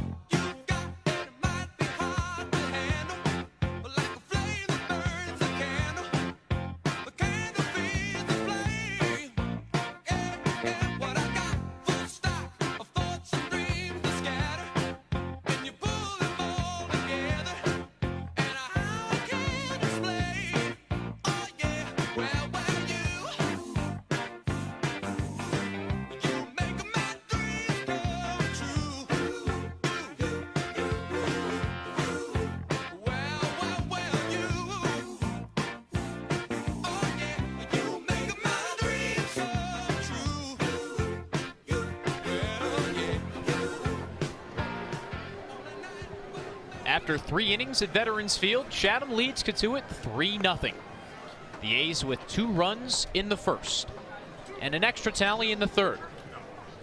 In the last half inning, Rock Riggio scored on Marcus Brown's RBI single.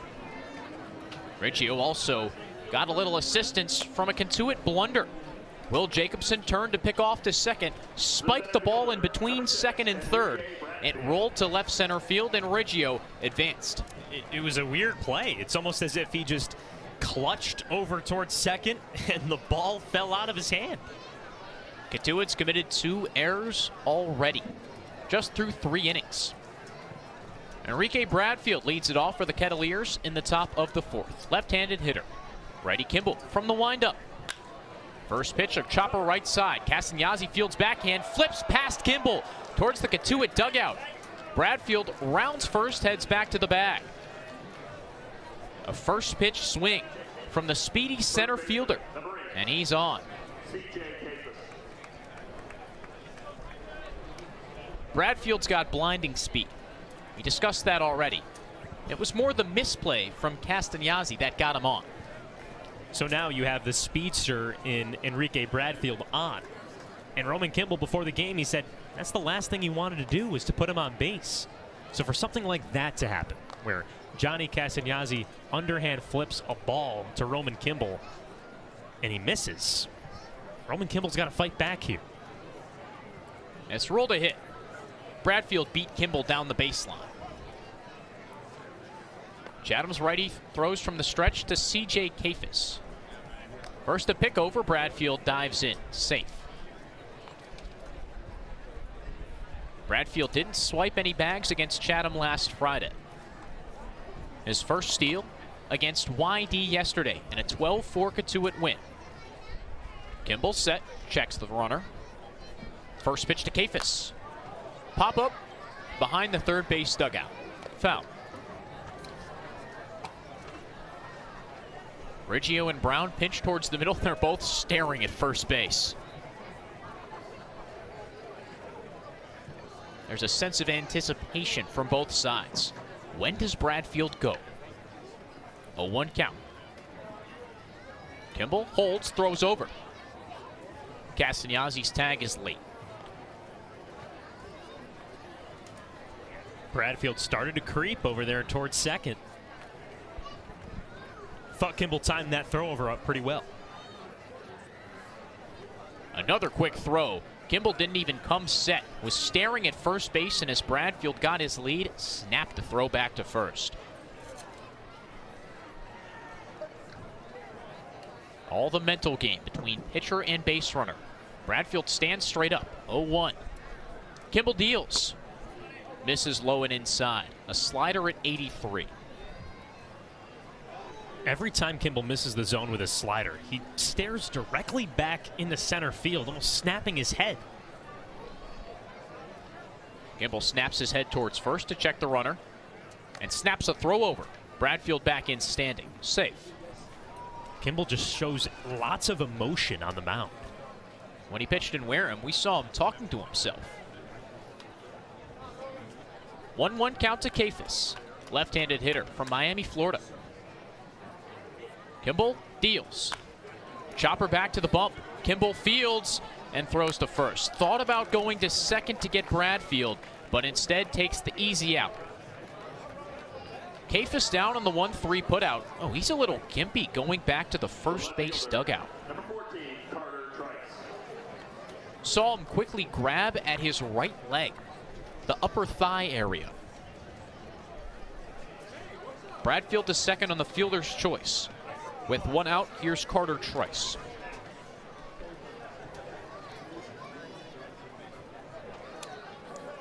Right-handed hitter from Old Dominion, committed to NC State for the next college season. We'll keep a close eye on the first base dugout to see what happens with C.J. Kafis. Trice popped out to Riggio in the top of the first. The first pitch, low and outside. Ball 1. Slider again at 85.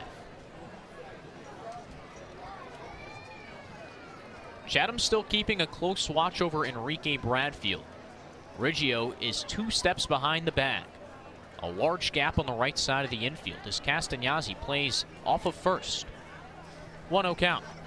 Kimball delivers. Jacked. High fly ball to left field. Ingram goes back, looking up. It's foul. Oh, by mere inches.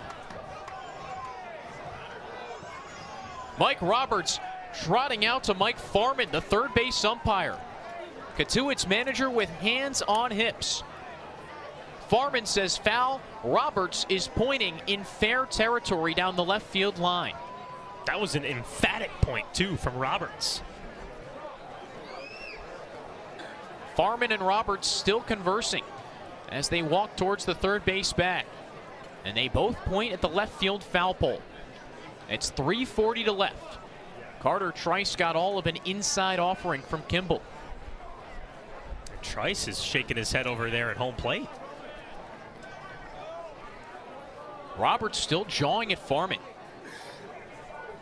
He was ejected from the Friday contest after arguing a Bradfield hit by pitch, which was eventually ruled a ball. And then he got on base with a walk and then scored on a 2-run home run. CJ Kafis hit that one. Roberts is still gesturing and talking at Mike Farman. Now Cotuit's manager seems to concede. He put his hands on his hips, turns towards the pitcher. The conversation goes on. Meanwhile, Rubenstein and Kimball talking in front of the mound. Carter Trice is shaking his hands. He's ready to get back in the batter's box.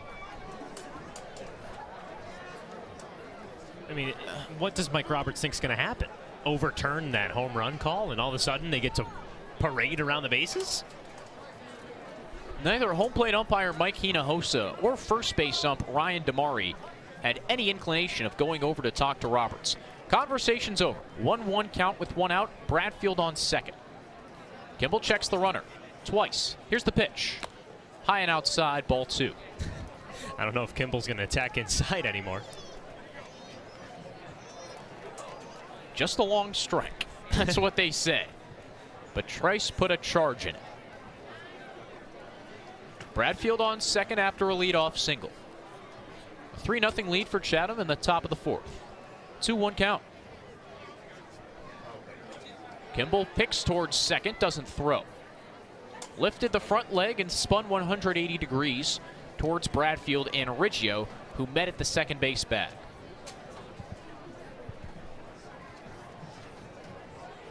Riggio has not moved horizontally. He spent the whole at-bat behind Bradfield at second base.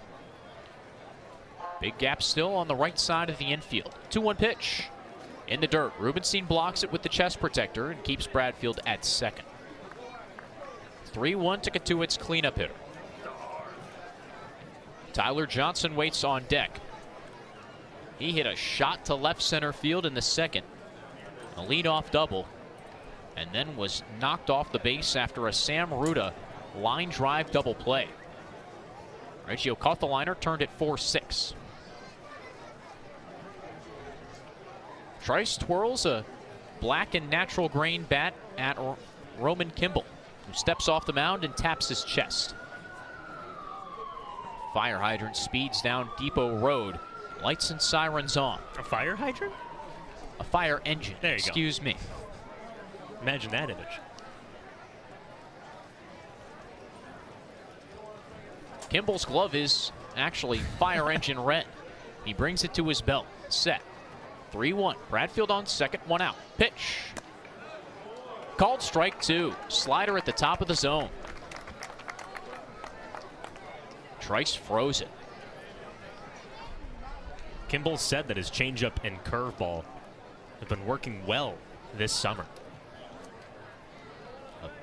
Payoff pitch incoming to Cotuit's cleanup hitter.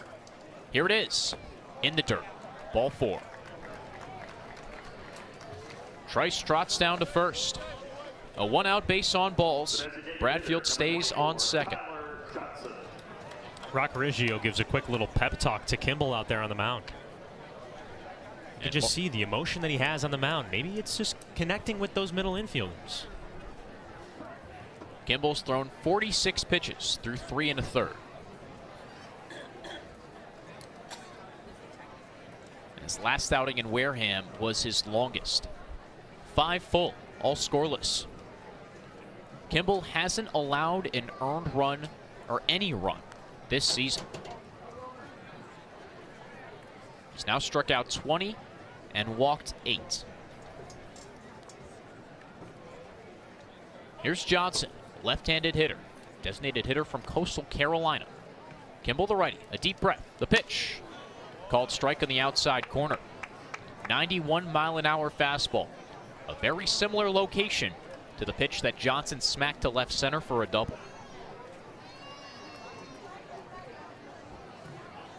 Bradfield stands off second, Trice on first, looking at his Cotuit counterpart. Kimball spins back towards second, no throw, as neither Chatham middle infielder was at the bag. Chatham's outfield plays straight away. Kimball checks the runner, kicks, fires. This is inside. Mike Hinojosa says it clips Tyler Johnson.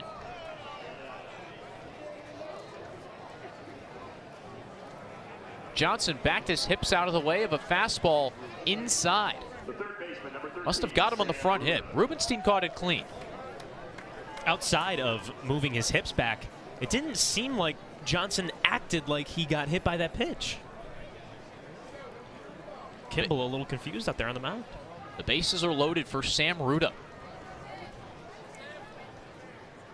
Left-handed hitting third baseman from Army. He's now 2 for 7. This is his third Cape League game. Kimball peers in as Rubenstein throws down signs. The righty takes a deep breath. First pitch. Laced in between short and third for a single. Bradfield comes in to score. The rest of Cotuit's runners advance 90 feet. The Kettleers get on the board to cut the Angler lead to 2. 3-1 with 1 out in the top of the 4th. A hard line drive in between Brown and Ulloa. Neither of them had a chance to grab it. It's now the first run of the season that Kimball's given up. The pressure still on with the bases loaded. Trice on third, Johnson on second, Ruda on first. Josh Pearson in the lefty box. Kimball comes set, peers in. The first pitch. Slider low and in. Ball 1. Kimball just hit the 50-pitch threshold. Chatham's infield back, all behind the base runners. Double play gets the Anglers out of the inning. Kimball looks at the runner on third. Delivers home. Called strike on the inside corner. 90-mile-an-hour fastball.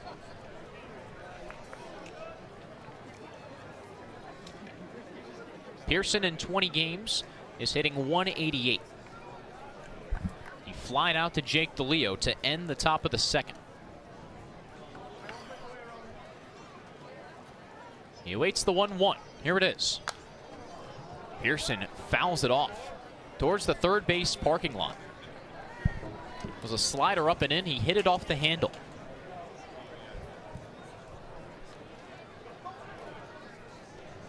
Bases loaded for Cotuit in the top of the 4th. 1-2 count to Josh Pearson. Chatham leads the Kettleers 3-1. 2 in the first, 1 in the third for the A's. Kettleers' only run has come in this half inning. Kimball set. 1-2 count. The pitch. In the dirt. Rubenstein blocks it. All runners stay put.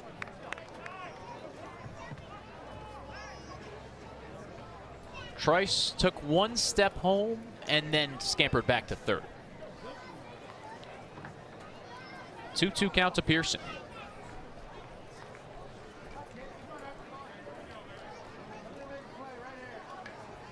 The left-handed hitter's got 5 RBI this season.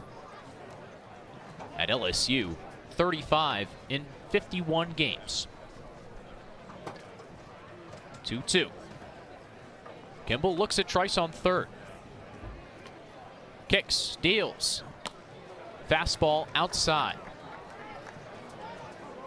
Rubenstein caught it over the right-handed batter's box.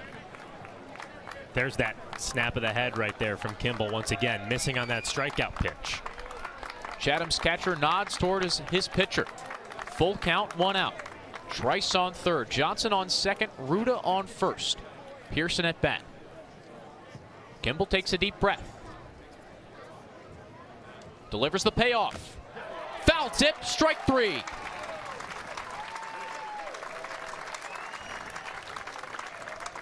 Pearson nicked the fastball up and out into Rubenstein's mitt. That's Roman Kimball's 3rd strikeout, the 2nd out of the top of the 4th. It brings up Calvin Harris, a first. Dennis Cook goes to the mound. Harris, Dennis, somewhat similar. I don't know.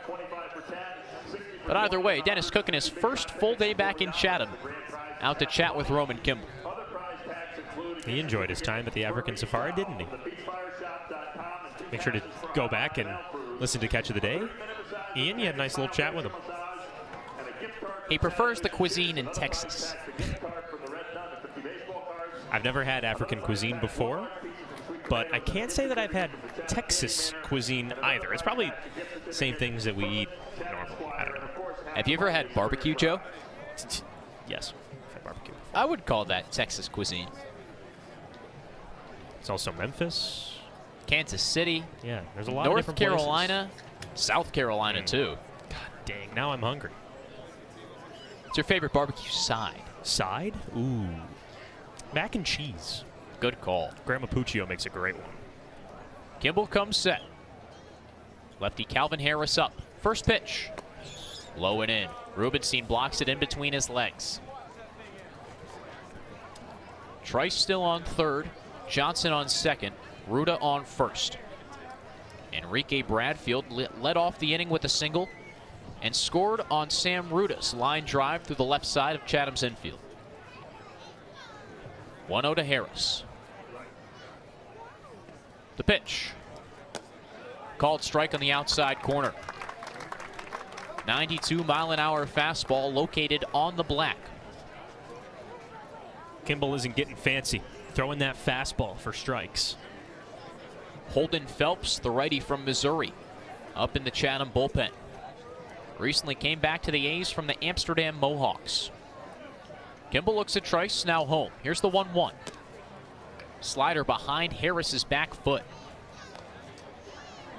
Rubenstein reached all the way across his body to grab it. From his left hip to behind Harris's left knee. The Anglers infield back with 2 outs. Riggio patrols the shallow grass of right field. Kimball set.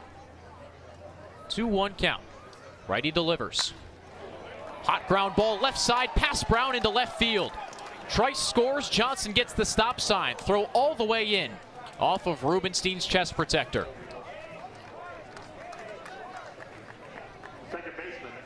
RBI single for Calvin Harris. Carter Trice scores. Cotuit continues to chip into the Anglers' lead. 3-2 Chatham. Top of the 4th with 2 outs. And Marcus Brown a little shaken up after his lunge to the backhand side. That's one of the last things Chatham needs at this point in the season. A week left in the regular season, you need to have that everyday shortstop.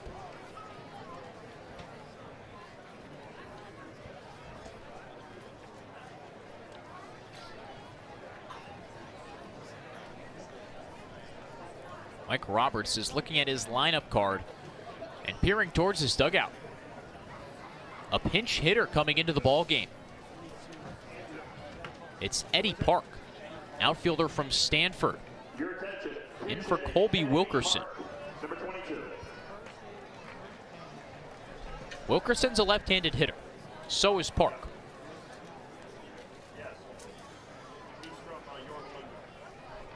The Stanford outfielder has played in this is his 20th game. He's a .250 hitter with 5 runs batted in. Mike Roberts goes to his bench in a bases loaded, 2-out situation. Righty on lefty. Kimball set. Long look towards home. The first pitch to Park. High and outside. Change up above the letters. Johnson on third, Ruda on second, and Harris on first. Ruda and Harris brought in Cotuit's 2 runs with singles. 1-0. Up and in. 91-mile-an-hour fastball. Kimball's 60th pitch. Chatham's righty under a pressure we haven't seen him this season. He came into this appearance with 3 hits through 12 innings. He's given up 3 hits in this half inning. Kimball working from the first base side of the rubber in the stretch. Deals the 2-0. Fastball at the knees, slightly low. Dennis Cook asks Mike Hinojosa, where was the pitch? And Hinojosa points right down to the earth. Chatham's pitching coach still with words for the home plate umpire. Kimball set, 3-0 count. Nowhere to put Park. Here's the pitch. Low ball. Oh, Mike Hinojosa with a late call. Strike 1. That was lower than the last fastball. Eddie Park took his bat with him and jogged halfway towards first. And has a conversation with him at home plate, too. A makeup call. I was just going to say. In every sense of the word. You owe me a Coke. 3-1. Park back in the lefty box. Righty Kimball takes a deep breath. Bases loaded. Here's the pitch. Swing and a miss. Strike 2.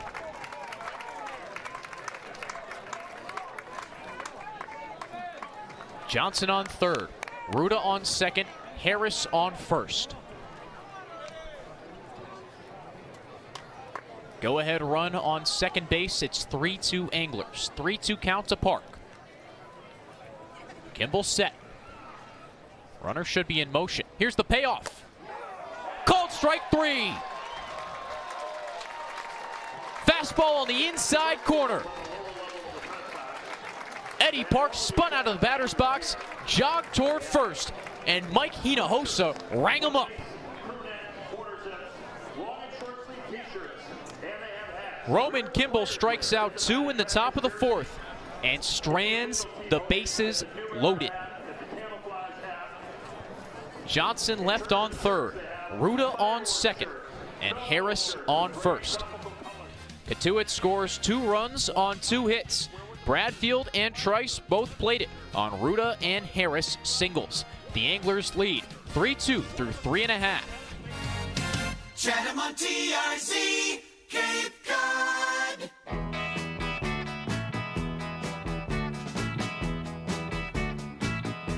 Like tell you about now, baby. You know she comes around. Just about 5 feet 4. From her head to the ground. You know she comes around here just about midnight. She make her feel so good, Lord. She make her feel alright. And her name is G. L. Whoa.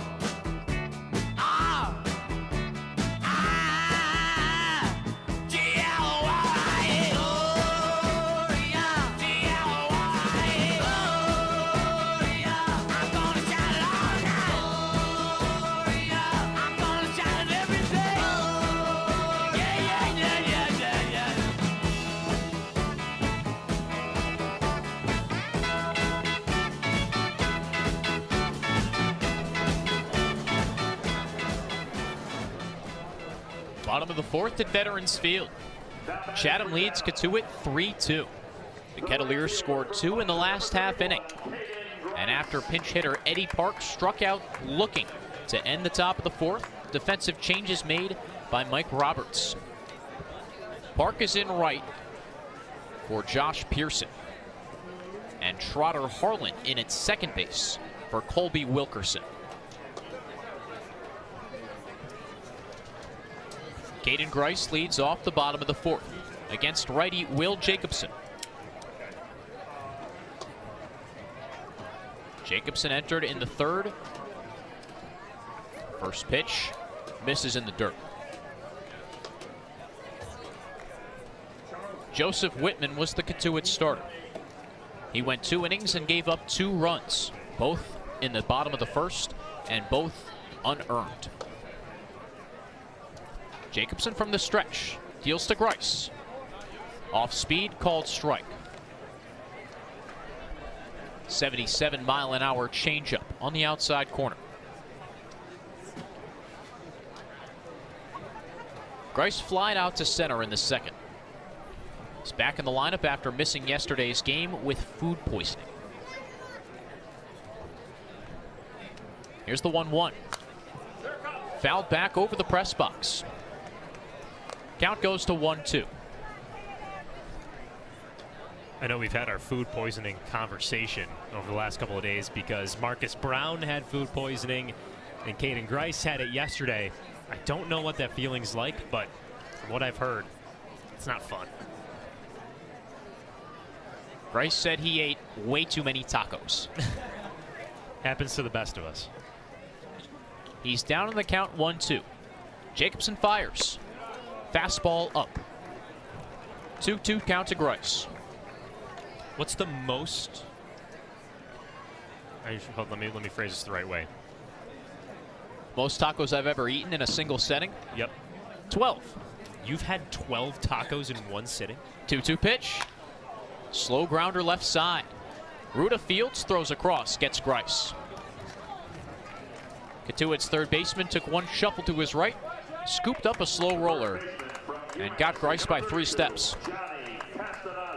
Caden Grice wants the world to forget that you had 12 tacos in one sitting. How? Taco 12-pack. Well, I would imagine so, but how'd you go to sleep at night? I actually slept just fine. You ever heard of a food coma? One out, nobody on. Here's Johnny Castagnazzi. First pitch. Slider low and away. Ball 1. What were the next 48 hours like? I don't remember.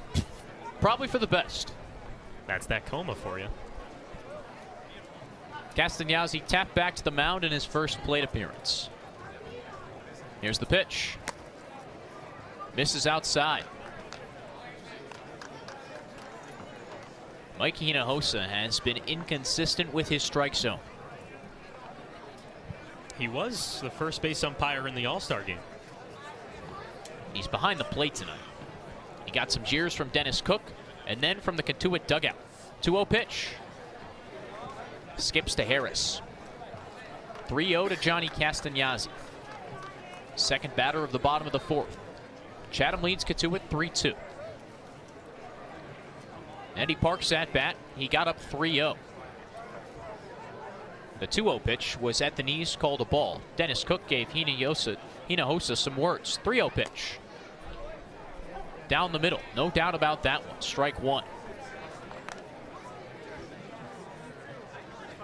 The 2-0 pitch missed at the knees. Probably a strike. The 3-0 pitch was at Parks' shins, but called a strike. And then Park took a 3-2 fastball on the inside corner. And he was not happy after getting rung up. 3-1 to Castagnazzi. He slaps it to the left side. Fielded by the shortstop, throw across. In time on a hop. Tommy Troy skipped it to first base and C.J. Kafis dug it out. 6-3 putout, the second out of the bottom of the 4th. The ball took one last hop into Tommy Troy's chest.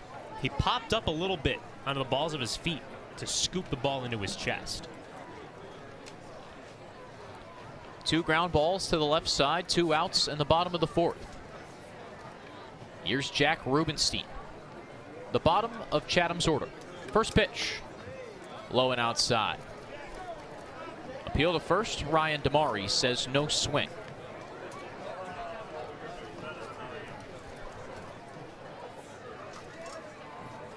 Coming into today, Rubenstein hitting .250.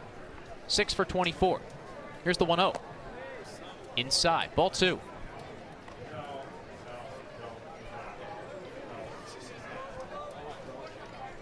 Rubenstein started at catcher in 5 straight games. Jacobson set, the righty deals. Misses high. 3-0. We should expect Rubenstein to start behind the plate for most of the games moving forward. Caden Hobson and Johnny Long are the backup catchers. Nelson Rivera, who was here since day one, he fractured his arm, and he left yesterday. 3-0 pitch. Called strike. Fastball in the outer half. Rivera was crossed up and took a fastball off the left wrist. Missed the last 2 weeks. 3-1 count. Jacobson fires. Rubenstein pops it up right side. It drifts foul.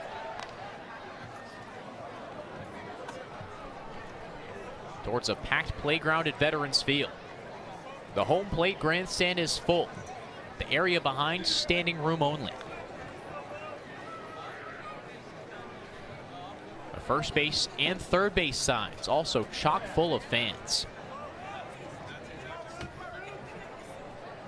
3-2, 2 outs. The pitch. Low and inside. Ball 4. Jack Rubenstein keeps the inning alive with a 2-out base on balls. Flips the order over for Jake DeLeo. The right field hill is also well populated tonight. Picnic blankets out in full force.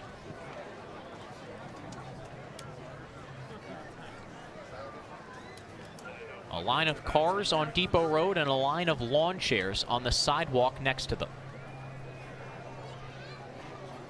We got to watch a game on July 9th over there in right center field.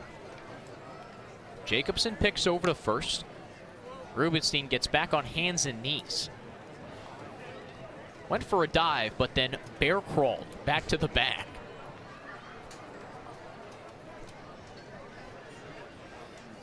Jacobson from the stretch. First pitch to DeLeo. Rolled over left side. Ruta fields on 2 hops, goes to second for the easy out. At 5-4 put out, retires Rubenstein and ends the inning. Rubenstein extended the frame with a 2-out walk, but 3 groundouts set down Chatham on 4 batters in the bottom of the 4th. The Anglers hold a 3-2 lead over Cotuit through 4 frames at Veterans Field. Chatham on TRC, Cape Cod.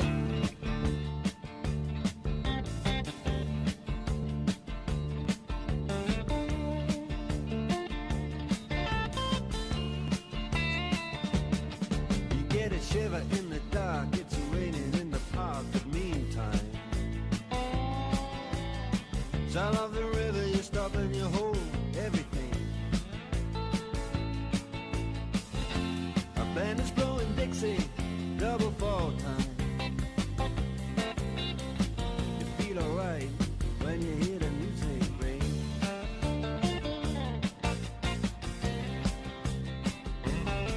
Well, now you step inside, but you don't see too many faces. Coming in out of the rain, you hear the jazz go down. Competition in other places, but the horns, they blowing that sound.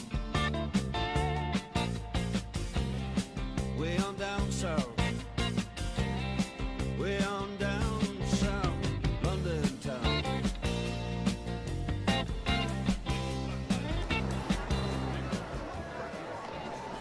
Top of the 5th at Veterans Field. Chatham with a 3-2 lead over Cotuit. The Anglers scored 2 runs in the bottom of the 1st and 1 in the bottom of the 3rd. Kettleers battled back with 2 of their own in the 4th. Enrique Bradfield led off the inning, scored on a Sam Ruta single. And Carter Trice, after a 1-out walk, scored on a Calvin Harris single. Roman Kimball threw 30 pitches In the top of the 4th, he's back on the bump for the 5th. You wonder what level of confidence Tom Holliday and Dennis Cook have in their young righty. The youngest pitcher on this Chatham pitching staff. This is Kimball's 3rd time through the Cotuit order. Starting with Tommy Troy, right-handed hitting shortstop. Kimball from the windup. Called strike on the outside corner. Fastball at 91.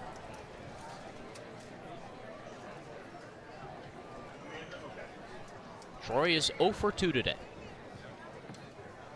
He awaits the 0-1. Check swing. Troy went around. Ryan Damari, the first base ump, shows the fist. A slider at 84 miles an hour on the outside corner caught Troy. Kimball peers in, gets the sign. Rubenstein set up low and away. 0-2 pitch. Outside. Rubenstein stuck a slider almost in the exact same spot as the previous offering. He threw that ball so hard that Kimball fell off the left side of the mound. 1-2. Kimball deals. This slider misses in the left-handed batter's box.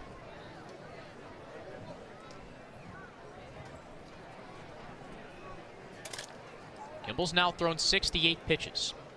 Holden Phelps, righty from Missouri, was up in the last half inning. 2-2. In the dirt.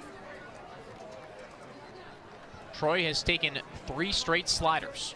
The count's full. Tom Holliday yells encouragement at his young pitcher from the 3rd base dugout. Payoff pitch to Troy. Slap back to the netting. Foul. Troy underneath a 91-mile-an-hour fastball.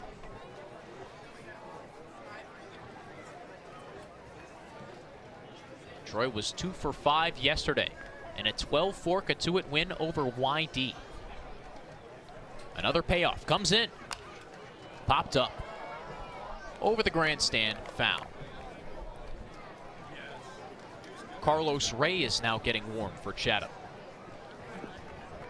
Left-handed pitcher from Nova Southeastern.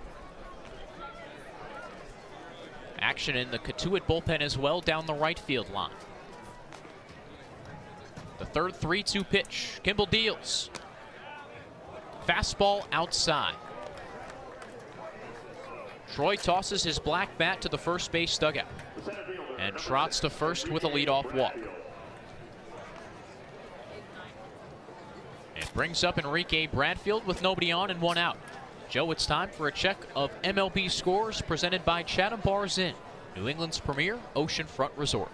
We have one final in Major League Baseball. The Cubs took down the Pirates earlier today, 4-2 over at Wrigley. Bradfield settles in, left-handed hitter. Kimball set Troy on first. The pitch. Bradfield squares, pulls back as a fastball misses high. Troy back to the bag as Rubenstein popped up ready to throw. Subway Series, we talked about it in the Anglers Extra pregame show with former Mets pitcher Dennis Cook. Well, his Mets are up 5-2 on the Yankees in the top of the 4th. I'm not too pleased about that one. Kimball checks first, comes set. A long look at first. Here's the 1-0 to Bradfield. Pop back foul. Off the netting behind home plate. 1-1 count. Ian, your Phillies are having a tough time at the bank. A 5-0 lead for Atlanta in the bottom of the 5th inning. The Phils with only 1 hit so far. A lot of offense yesterday. Bryson Stott with a 3-run homer. Bradfield in, wiggling his elbows. Bat behind his head. Aloha creeps in. 1-1, misses low. A changeup in the dirt. Alex Yolo is playing on the grass in case of a bunt. Up north, Toronto and St. Louis tied up at 3. Former Chatham Andre Pallant's the starting pitcher for the Cardinals today. He's given up 3 runs on 7 hits. Kimball set. 2-1 count. The righty deals. A slider drops in. Strike 2.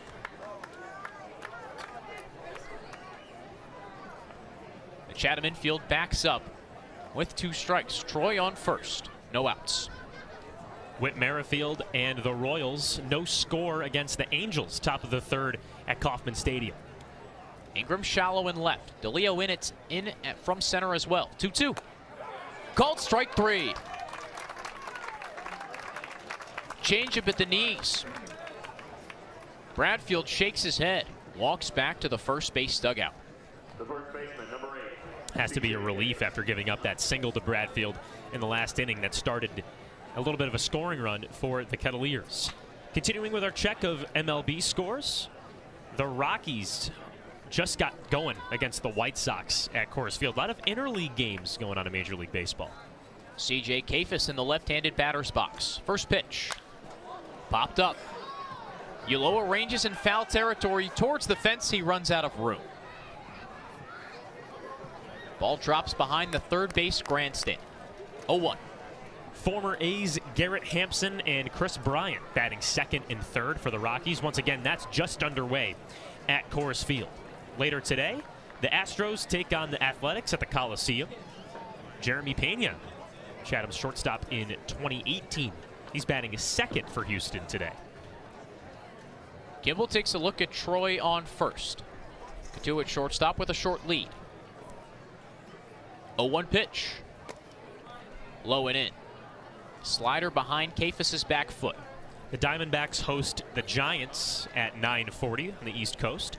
No Evan Longoria in the Giants lineup today. And the final score that we'll take a look at, top of the 4th at Fenway Park. Cleveland leads 5-2 over Boston. 1-1 to Kafis. The pitch. Outside. Changeup floated away. That's your check of Major League Baseball scores, presented by Chatham Bars Inn, New England's premier oceanfront resort.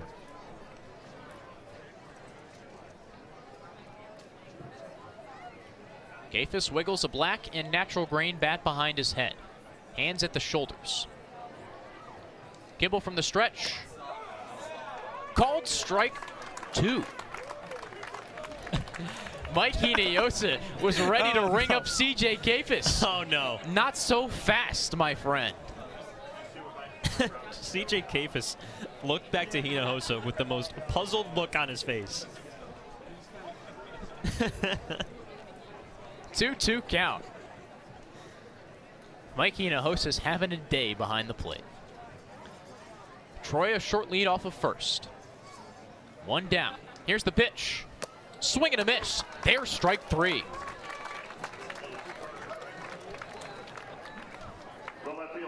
Kafis strikes out under his own power.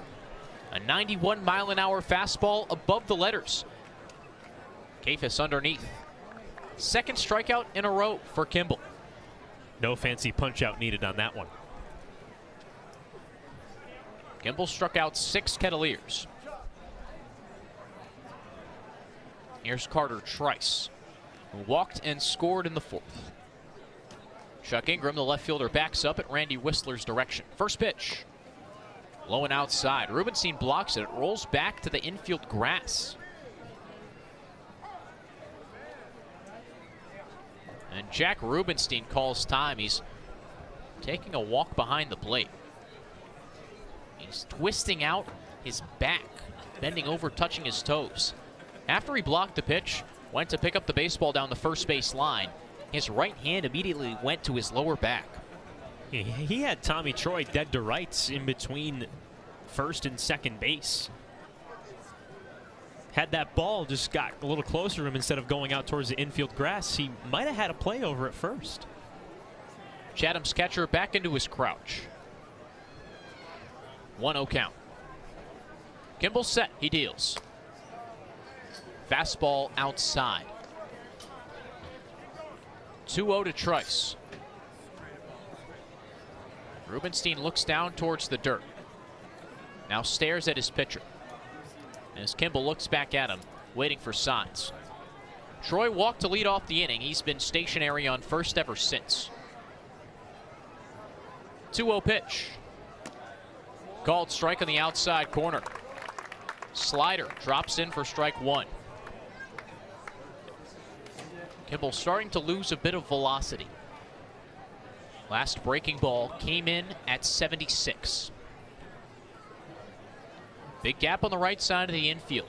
Riggio pinched towards second base. Kimball delivers. Trice rolls over left side, a ground ball foul.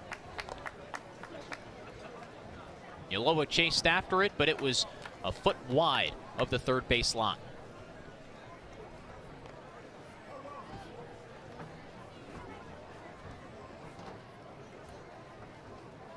Two outs. Roman Kimball's thrown 85 pitches through 4 2/3. Back-to-back strikeouts of Bradfield and Kafis. The outs in the top of the 5th after a Tommy Troy leadoff walk. 2-2 pitch. Swing and a miss. Strike 3.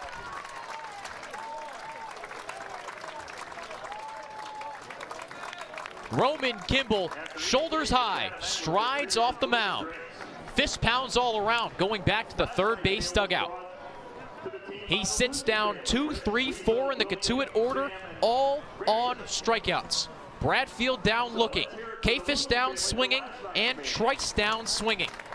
Kimball with 86 pitches through 5 innings.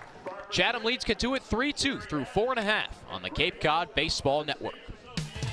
The Cape's leader, sports radio, play-by-play. Go A's! Chatham on TRC, Cape Cod. Oh, we're halfway there. Oh, give me all a prayer. Take my hand, we'll make it, I swear. Oh, give me all a prayer. Johnny's got his 6th string in high. Now he's holding in what he used to make it talk so tough. It's tough. Cheetah dreams of running away. When she cries in the nighttime and whispers, baby, it's okay. Someday we gotta hold on to what we got. It doesn't make a difference if we make it or not. We got each other, and that's a lot for love. We'll give it a shot. Oh, we're halfway there. Oh, live it on a prayer. Take my hand, we'll make it, I swear. Oh, live it on a prayer. Alex Ulloa, Rock Riggio, and Chuck Ingram due up for Chatham in the bottom of the 5th. Will Jacobson on the bump for Cotuit, starting his 3rd inning of work. 3-2 Anglers. Here's the pitch. Oh, swing and a miss from Ulloa. Down to a knee with his head towards the left center field scoreboard. A hearty cut to start off an inning. Jacobson works from the stretch. Ulloa calls time and restraps his batting gloves. Couldn't exactly tell. His back was to us. Our position above the third base line in the press box at Veterans Field. 0-1 pitch. Low and outside. Ulloa got the exact same offering, but this time kept the bat on his shoulder.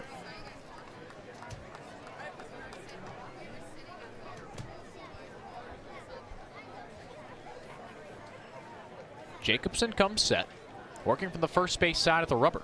Pitch up and in, almost gets Ulloa.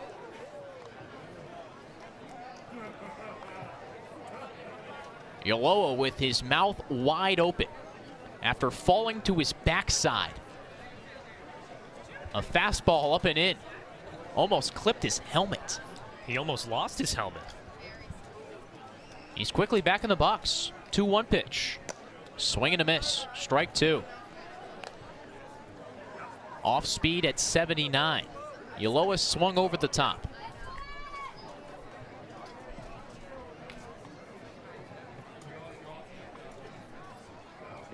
Ulloa's playing in his 4th game. He's 1 for 4. He waits the 2-2.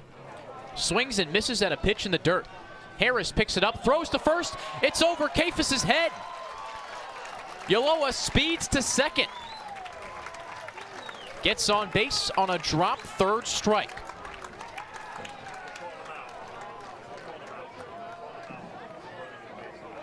The umpiring crew has now called Alex Ulloa out.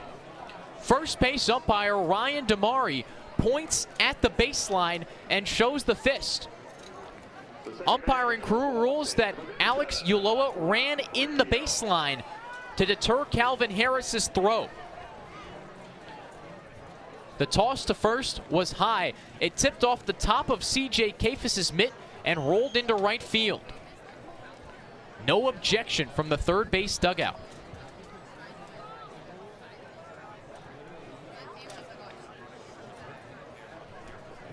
Drop third strike, base runner interference for out number 1.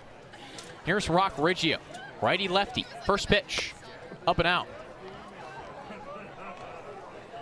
It's just been a crazy night for this umpiring crew. They have not had a good day. In between the last half inning, Mike Roberts was out talking to Mike Hinojosa. 1-0 pitch. Called strike. On the low outside corner to the left-handed hitter.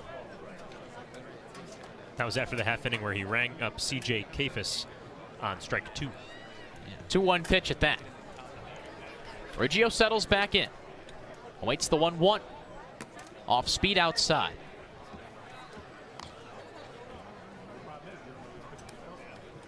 Two-1 to Chatham's second baseman. He's reached twice. Singled in the third and reached on an error from Colby Wilkerson in the first. Riggio left bat on his left shoulder. Pitch outside. 3-1 count.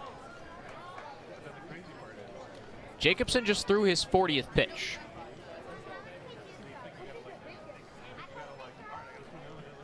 He's only gone longer than 2 innings once.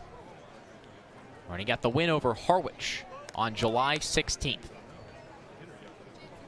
The righty set. He deals.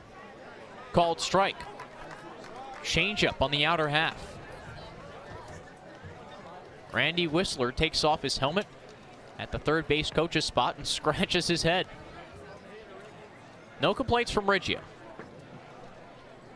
3-2 count. 1 out, nobody on. Here's the payoff pitch. Swing and a miss. Strike 3.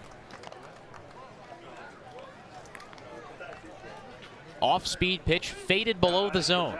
Riggio swung over the top.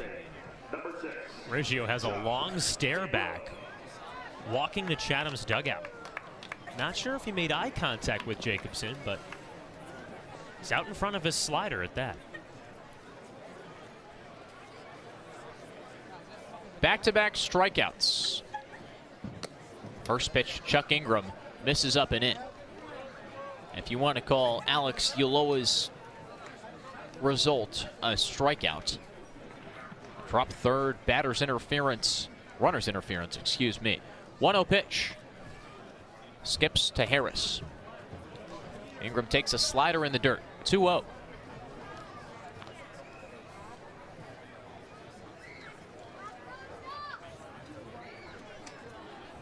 Chuck Ingram had a sac fly in the first, which plated Alex Ulloa, who pinch ran for Lyle Miller Green.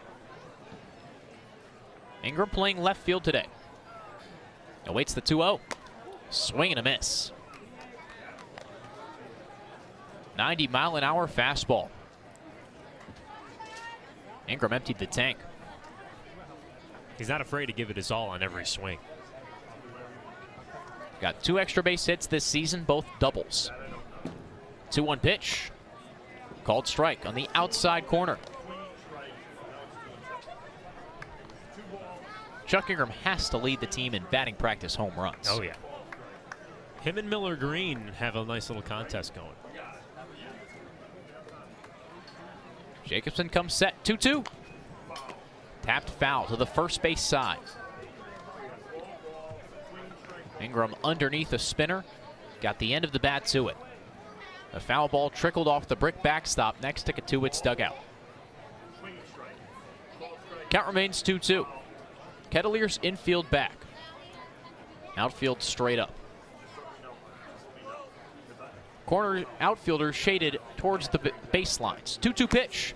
Swing and a miss. Strike 3.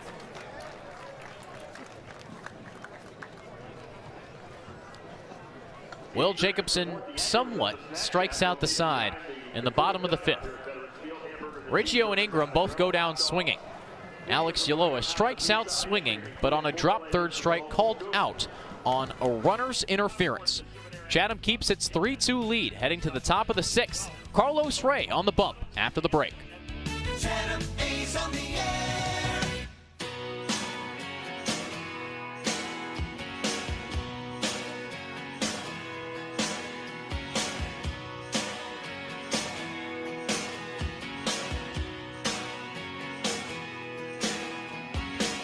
Well, I was born in a small town, and I lived in a small town.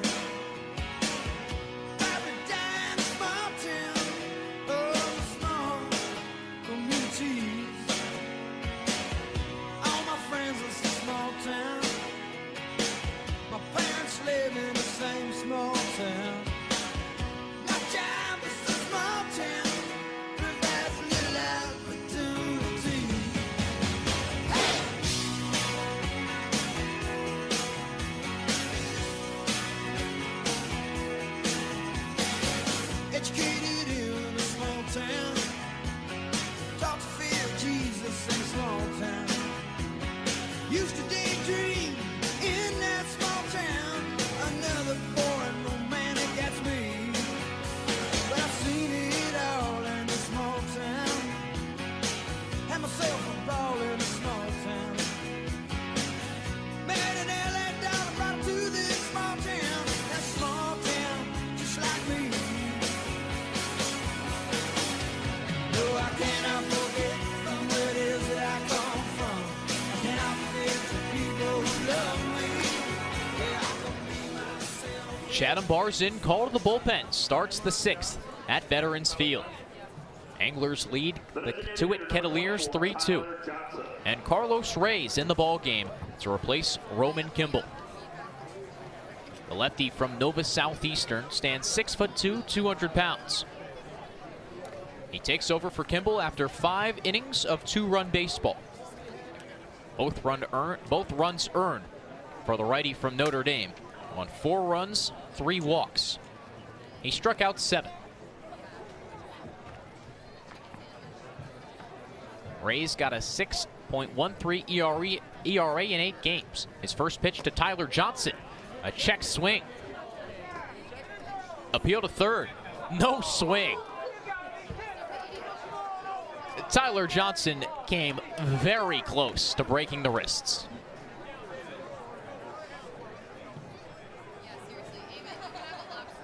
Ray drops the leg from the windup. Johnson strokes a line drive into left field. And 2 hops to Chuck Ingram. A leadoff single for Tyler Johnson, his 2nd hit of the day. 9 o'clock on the East Coast. Chatham leads Cotuit 3-2 in the top of the 6th. Tyler Johnson led off the inning with a single. Sam Ruda comes up. Tom Holliday still John at third base umpire Mike Farman. I don't know if a check swing call would help with a leadoff single. First pitch to Ruda. Slider low and outside.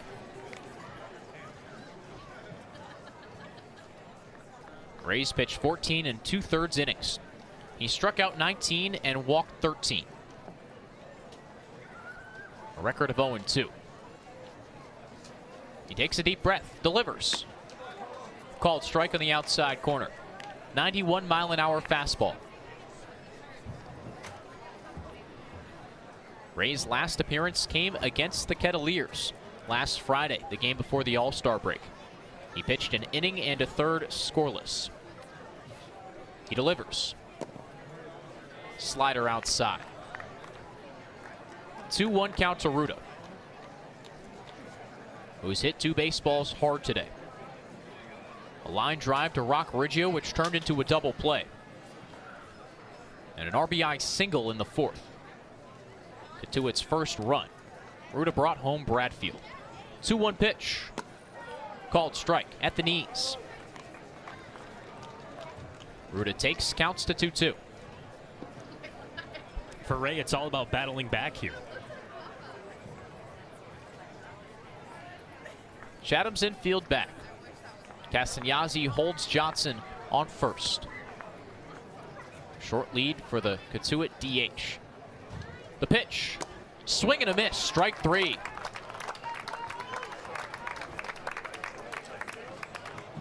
Ruda late on a fastball down Main Street. First out of the inning brings up Trotter Harlan. Joe, let's check out some scores from around the Cape League, presented by Sweet Tomatoes Pizza. The first game that we'll check out is at Eldridge Park, the team directly ahead of Chatham. First pitch to Harlan. Called strike. Another fastball right down the middle. Bourne 4, Orleans 1 in the bottom of the 8th inning. Ray comes set, checks first, picks over. Johnson dives in safely. Once again, Chatham's 3 points behind Orleans, so if the results hold, Chatham would just be 1 point away from that playoff spot. A 1 count to Harlan. The pitch. High and outside. Final at Stony Brook Field. Brewster 3, Hyannis 1. Brewster takes down the best team in the Cape League. The Whitecaps improve to 36 points. 1-1. The pitch. Up and out. Ball 2. That's a huge win for the Whitecaps, snapping that 3-game losing skid. Over in Falmouth, Harwich has a 10-7 lead. Bottom of the 8th inning. 2-1 pitch to Harlan. Inside. Trotter Harlan's fresh in this game. Replaced Colby Wilkerson at second base. He's hitting in the 7 hole for Josh Pearson. A swap of 7 and 9 in the fourth. Eddie Park is hitting 9. 3-1 pitch. Misses outside. It's ball 4. Harlan on first with a 1-out walk. Johnson up to second. Here's catcher Calvin Harris. So right as I give that 4-1 lead for Bourne, the Firebirds tack on a run. Still the bottom of the 8th inning over at Eldridge Park, but for Orleans, the game is nowhere close to being over. Firebirds scored 4 in the 8th last night and a 5-2 comeback win over Chatham. Lefty-lefty. Ray's first pitch. Called strike at the knees. The fastball froze Harris, who also had an RBI single in the fourth. He played at Carter Trice. In Harwich's 10-7 lead right now in the bottom of the 8th, the Mariners put a 6 spot on in the top of the 6th. A 1 pitch. Slider high.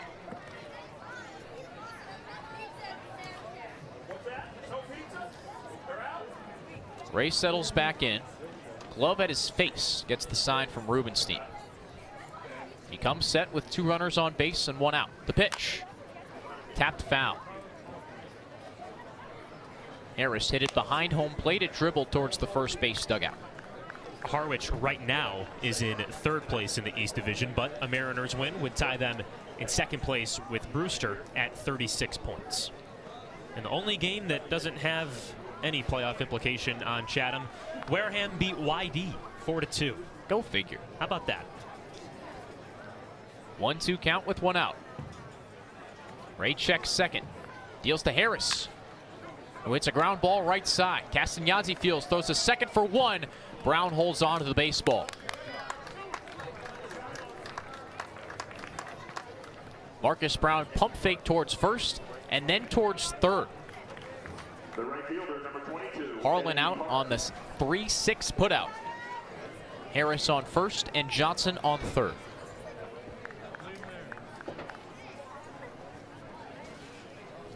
With runners on the corners and 2 away, you have the tying run on third for a guy in Eddie Park who was complaining about balls and strikes to end the 4th. The first pitch, outside. Another left-handed batter up against Carlos Ray. Ray has faced 5 straight lefties at the bottom of the Cotuit order. He kicks and fires. Chopped left side. Brown fields, flips to second, ends the inning.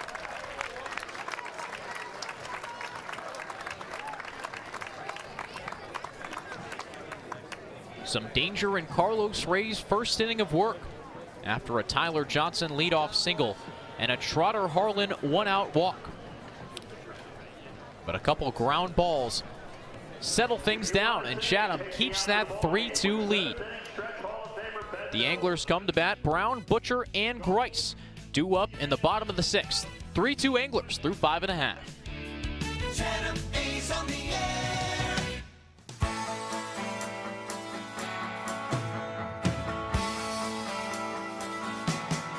Well, it was nearly summer. We sat on your roof. Yeah, we smoked cigarettes and we stared at the moon. And I'd show you stars you never could see.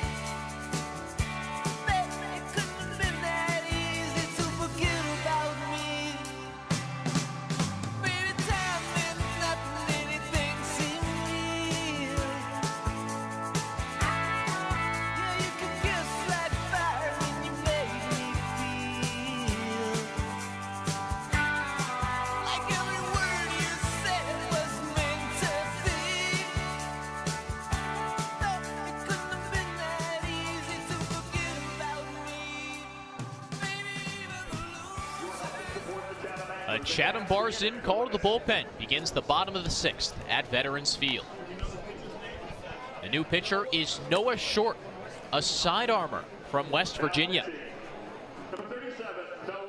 While his last name is Short, he's not that diminutive. 6'1", 190. A righty, making his first Cape League appearance.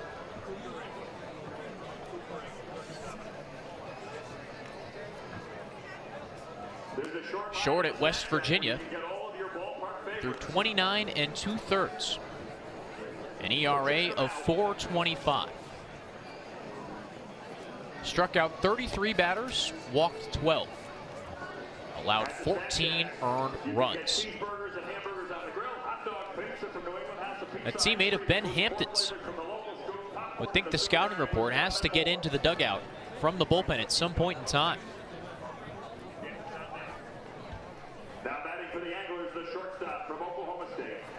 While the A's converse amongst themselves, Marcus Brown digs into the left-handed batter's box. Short grabs the rosin bag and settles in. Cooper Ingle is on deck with his hitting gear on. He would replace Will Butcher. First pitch to Brown. Inside, it clips him. Brown with an emphatic clap towards the third base dugout, as the first offering from Noah Short got him on his elbow guard.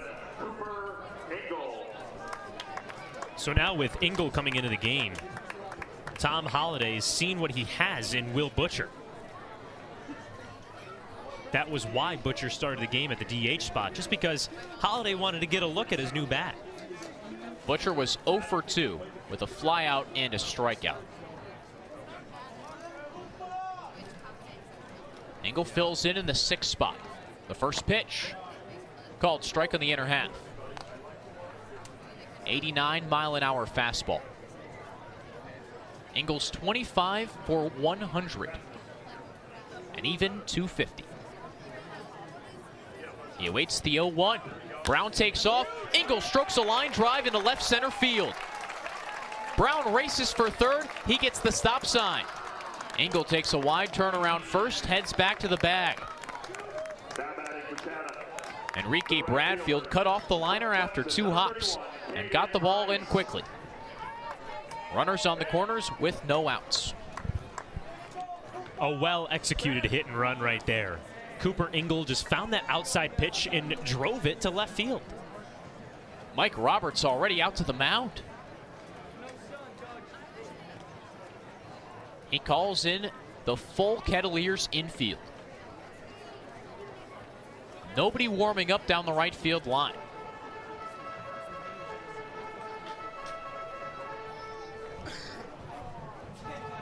Mike Roberts with words to Noah Short, speaking directly to his pitcher. Now head turns towards the left side of the infield. Chatham leads Cotuit 3-2 in the bottom of the 6th. This is a pretty long conversation on the mound here. There goes Mike Hinojosa. Jeez. Mike Roberts might be telling his team stories from War and Peace. Look at Hinojosa, though. He doesn't go up to Mike Roberts. He goes to the left side of the infield to talk to them. Maybe he's had enough of Roberts. Mike Roberts has certainly given some jaw to the umpiring crew, as has Tom Holliday. Nowhere near a perfect day from the 3 umpires dressed in black. The most egregious of calls, Ryan Damari's runner's interference that came in the bottom of the 5th when he ruled Alex Ulloa was out of the baseline on a drop third strike. We reviewed the film. Yeah. Ulloa's right foot was on the chalk of the first base line. I don't know where else you'd want him to be. In the bottom of the 6th, runners on the corners with no outs. Brown on third, Engel on first. Caden Grice up, Cotuit infield in. Righty-lefty matchup. Short set, 2 looks towards home. The pitch, off speed, called strike 1.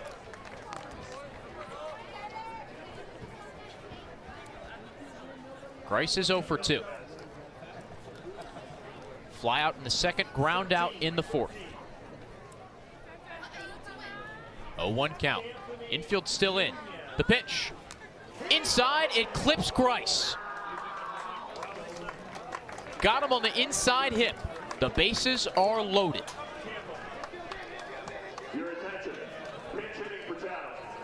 Another pinch hitter for the A's.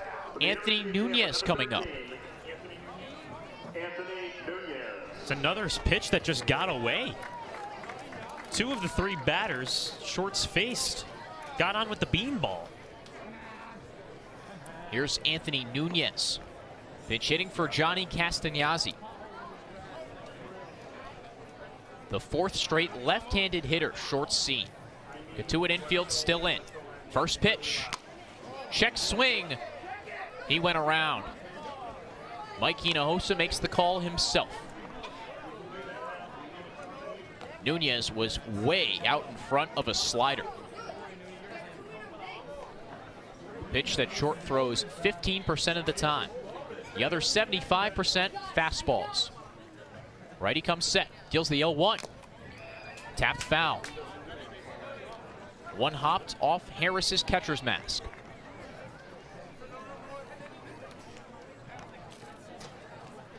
Marcus Brown on third, Cooper Engel on second, and Caden Grice on first. No outs in the bottom of the 6th. Chatham a 1-run lead over Cotuit. Short takes a deep breath. 0-2 pitch. Laced down the right field line. All the way to the corner. It's gone! A grand slam for Anthony Nunez. Brown, Engel, Grice all score as Nunez takes a long trot. 7-2 Chatham in the bottom of the 6th.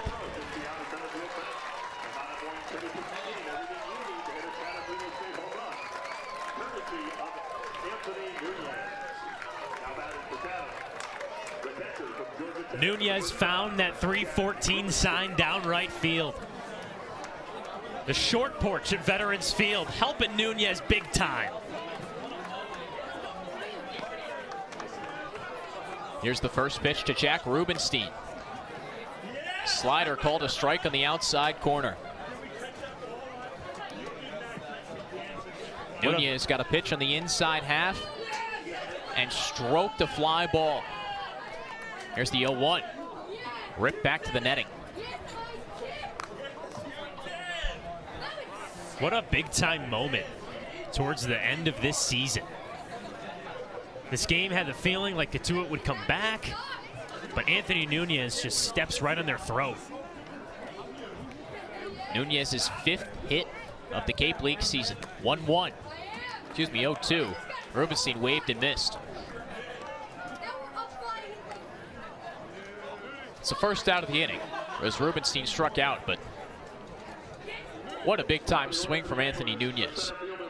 Only had one extra base hit coming into the game, a double.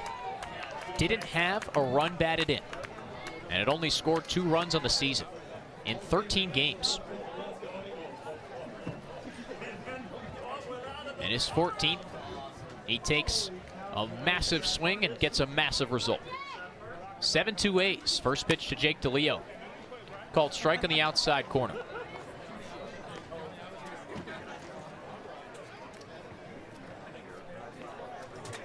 DeLeo's 1 for 3 today. He singled and scored in the first.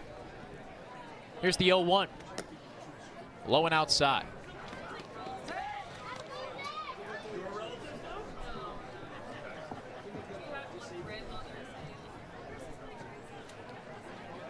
Chatham's first home run in 3 games. 1-1 pitch. Up and out.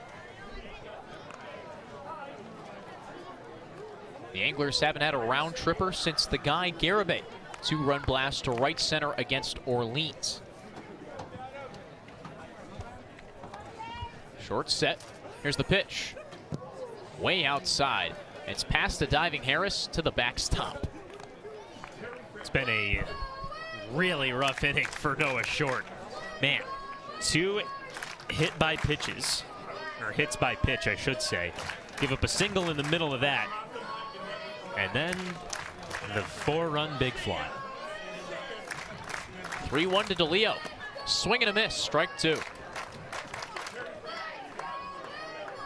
And this comes after Will Jacobson struck out the side in the 5th. On the runner's interference too, but hey, a strikeout. What does the scorebook say? 3-2 pitch. Inside, ball 4. If DeLeo didn't back out of the way, it would have hit him too. And Mike Roberts can't get out to the bump quickly enough. An instant single down the right field line. A left-hander getting warm in the Kettleers bullpen. 5 of the 6 batters Noah Short faced reached base. Anthony Nunez brought Marcus Brown, Cooper Engel, and Caden Grice in with his first home run of the Cape League season. A grand slam. Chatham leads 7-2. The Nunez blast breaks the game wide open. The Anglers look to widen the 5-run advantage after a Chatham bars in call of the bullpen. Info on the new pitcher after the break on the Cape Cod Baseball Network. Chatham on TRC, Cape Cod.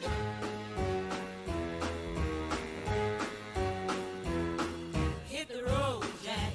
Don't you come back no more, no more, no more, no more. Hit the road, Jack. And don't you come back no more. What you say? Hit the road, Jack. And don't you come back no more, no more, no more, no more. Hit the road, Jack. And don't you come back no more.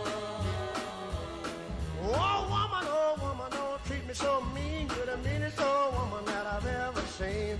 I guess if you say so, I'll have to pack my things and go. That's right, hit the road, Jack. And don't you come back no more, no more, no more, no more. Hit the road, Jack.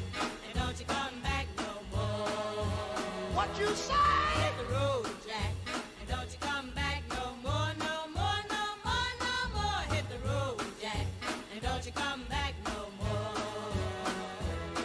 Now, baby, listen, baby, don't you treat me this away, 'cause I'll be back on my feet someday. Don't care if you do, 'cause it's understood. You ain't got no money, you just ain't no good. Well, I guess if you say so, I'll have to pack my things and go. That's right, hit the road, Jack.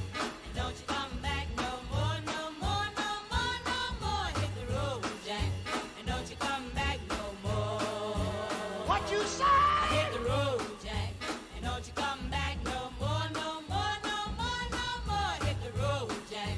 And don't you come back no more. Well, Don't you come back no more. what you said? Don't you come back no more. I didn't understand you. Don't you come back no more. You can't mean that. And don't you come back no Oh, now, baby, please. Don't you come back no more. What you trying to do? We're back at Veterans Field, a 7-2 lead for Chatham over Cotuit. the bottom of the 6th with 1 out and Jake DeLeo on first. A Chatham bars in call to the bullpen. Ryan Bruno, a left-handed pitcher from Stanford, into the ball game replacing Noah Short, who got just 1 out in 6 batters. He hits Marcus Brown and Caden Grice.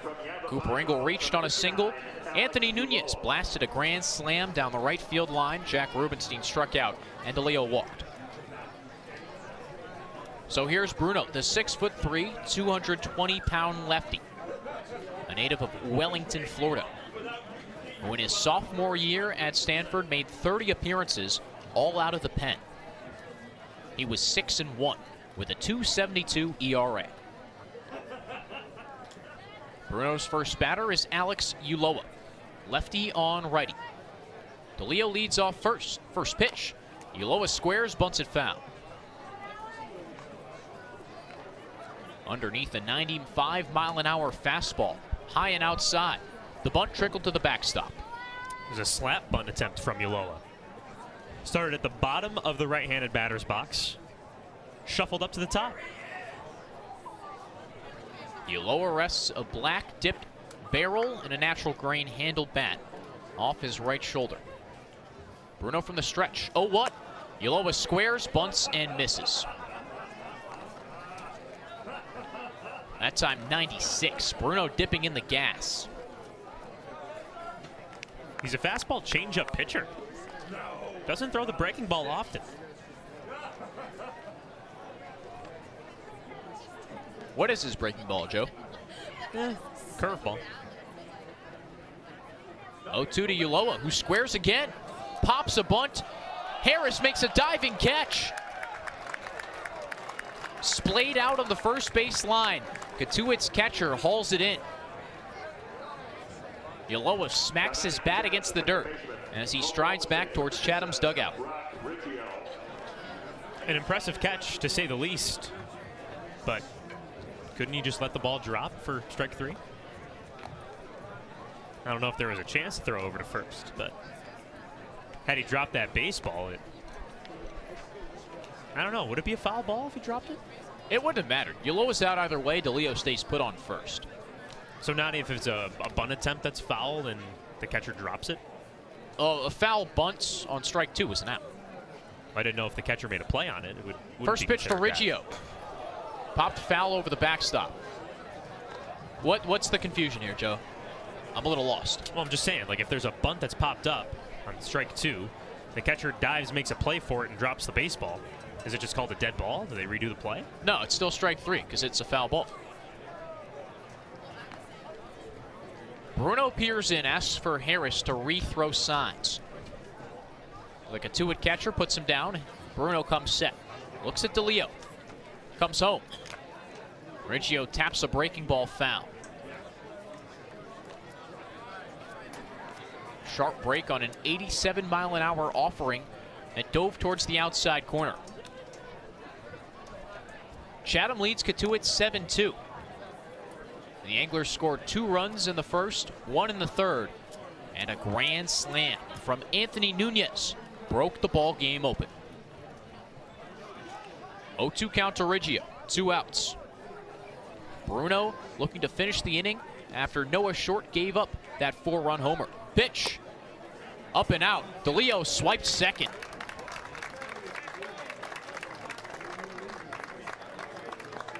DeLeo took off on Bruno's first movement.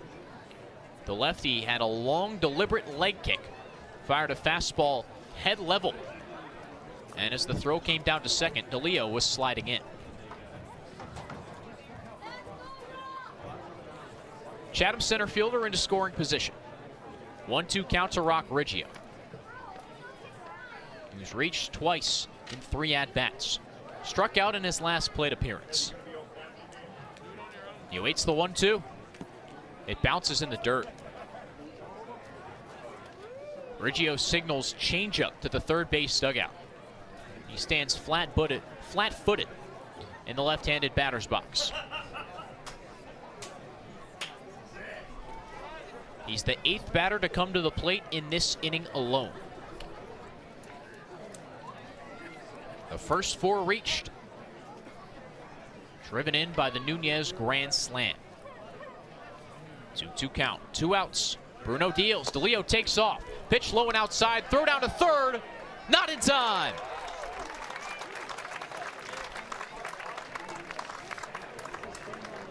DeLeo steals second and now third. And Reggio waits for a full count pitch. It's now the 8th stolen bag of the season for DeLeo. He's on third with a full count. Bruno comes set. The pitch. Chopped foul towards Cotuit's dugout. Oh, a nice one-handed play from Caleb Ketchup right in front of the railing. Nice squeeze. Boom. Joe fist pumps. He wasn't in the lineup. You thought there was going to be no Ketchup jokes. Well, you thought wrong. Reggio gets back in. Harris, the catcher, calls time. Put both of his hands up as Bruno stepped off the mound. The lefty peers in for the signs, dangling the baseball below his left hip. Taps his front foot. Stops. 3-2 pitch. Reggio fouls it off. Ooh, got his front foot. Rock takes a lap behind home plate. Walking around the edge of the dirt circle. The foul ball took one hop and grazed the inside of his right foot.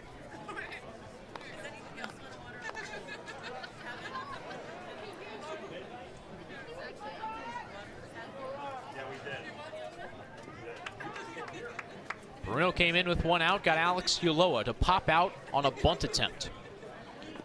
Jake DeLeo, after a one-out walk, stole second and third. 3-2 pitch. Swing and a miss, strike 3. 94-mile-an-hour fastball on the outside corner gets Reggio swinging and ends the bottom of the 6th. Anthony Nunez's grand slam gives Chatham 4 runs. Brings in Brown, Engel, and Grice. It's 7-2 Anglers through 6. Chatham A's on the air.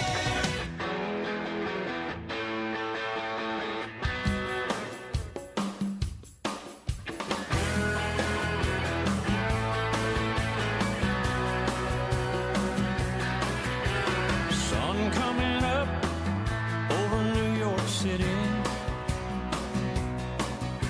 School bus driver in a traffic jam, staring at the faces in a rearview mirror, looking at the promise of the promised plan. One kid dreams of fame and fortune. One kid helps pay the rent. One could end up going to prison. One just might be president. 7-2 Chatham through 6 frames. The lights on at Veterans Field. The fans still pack the grandstand behind home plate. Still plenty clad on Depot Road as well. They got to chase after a ball down the right field line, which landed past the fence. And Anthony Nunez grand slam in the bottom of the 6th. Extended Chatham's lead to 5. 7-2 Anglers. Carlos Ray on the bump faces righty Tommy Troy to lead off the 7th. First pitch. Low and inside. Ball 1. Ray came in the top of the 6th. Stranded a runner on third after a leadoff single. 1-0 pitch. High and outside. 93-mile-an-hour fastball. Troy reached in the 5th on a leadoff walk. Was stranded on first. Here's the 2-0. Troy pops it up. It drifts foul over the snack shack.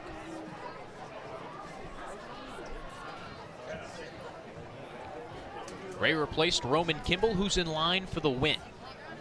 Kimball threw 5 innings, allowed 2 runs. 2-1 pitch. Another pop-up, sky high. First base side, foul territory. Rubenstein to the screen. It bounces out of play. About 5 yards away from the big brick backstop. The foul ball bounced off the concrete concourse. Ray's had a solid start to this outing. He gave up that leadoff single, but fought back with a strikeout, and then had the gloves behind him with fielder's choice plays and throws to force outs at second. Ray nods towards Jack Rubenstein. Starts his windup. Delivers the 2-2. High and outside. Count full to Troy. Tom Holliday said they were looking for the old Carlos Ray after a string of 6 outings, which he allowed earned runs. Payoff. Troy lifts a high fly ball to center field. DeLeo drifts to his left, settles under the baseball, makes the catch.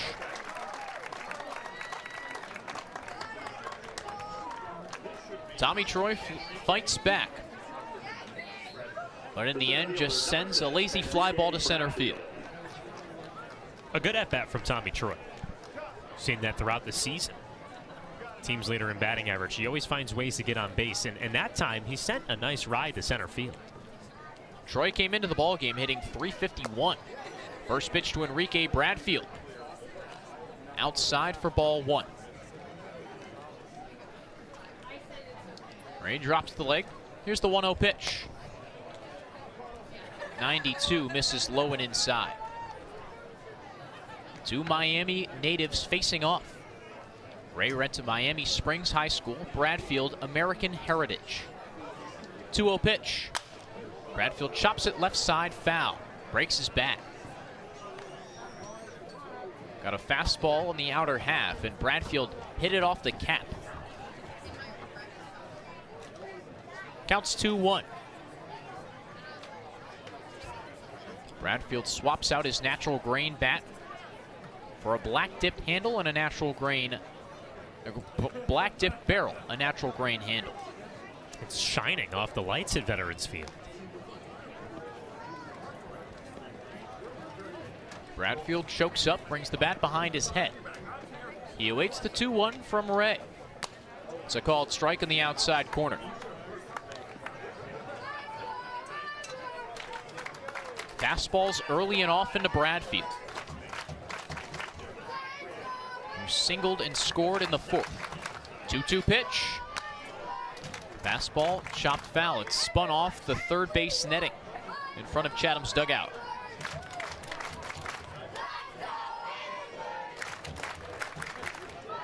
Chance of let's go Anglers from the fans behind the third base dugout. Ray nods, winds, fires. Swing and a miss, strike 3.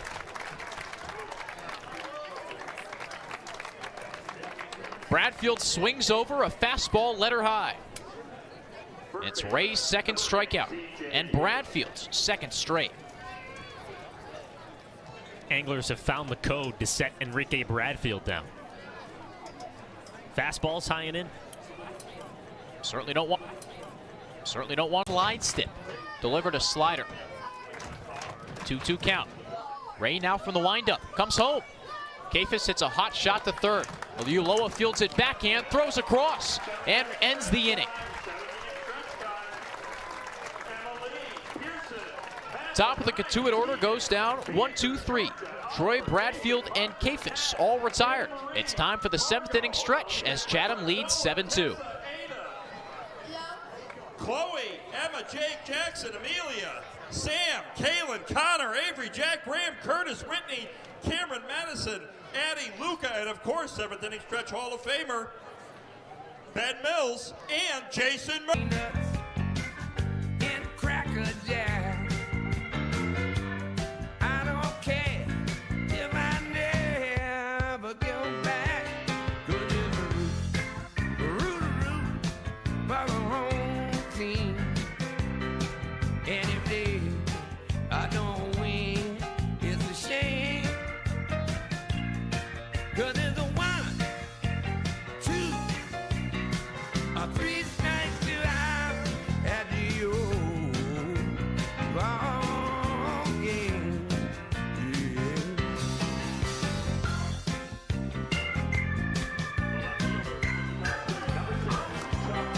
7-2 Chatham. Nobody on, one out. First pitch. Misses in the dirt. Payton's got a funky delivery. He crouches in his windup and throws from a low three-quarter arm slot. Not sidearm like Noah Short, but close to it. 1-0 pitch. Outside. Ball 2. A changeup at 78 miles an hour. Brown took it all the way.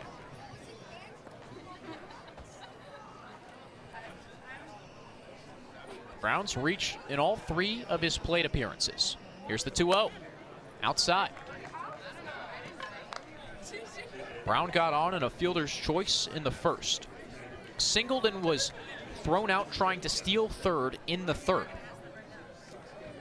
And scored on the Nunez grand slam in the 6th. He led off the inning, was hit by a pitch. 3-0. Down the middle, strike 1.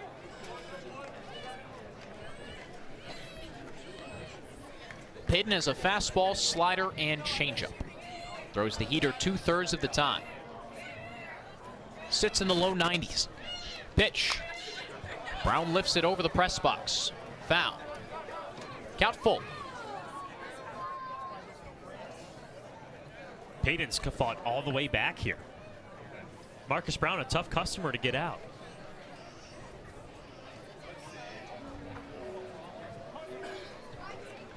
Brown settles back in. Gets the sign, comes set. He deals. Misses in the dirt. Harris blocks it as it squirts in front of the plate.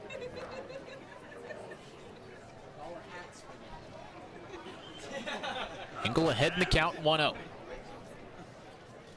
Was 1 for 4 yesterday against Orleans with a stolen base. Brown leads off second. The right side of the Cotuit infield back. Troy behind the runner. Here's the pitch. It skips home. It's Harris in the belt. 3-1 pitch. Hinojosa calls strike 2. Engel again was ready to pitch his bat towards the third base dugout. That one was closer to the zone than the last one. Engel takes a long look at his gray bat. Bounces his feet off his heels. Brown on second, full count, 1 out. Payton delivers. Brown takes off. Engel rips a foul ball to the backstop. Brown slid into third, has to walk back to second base.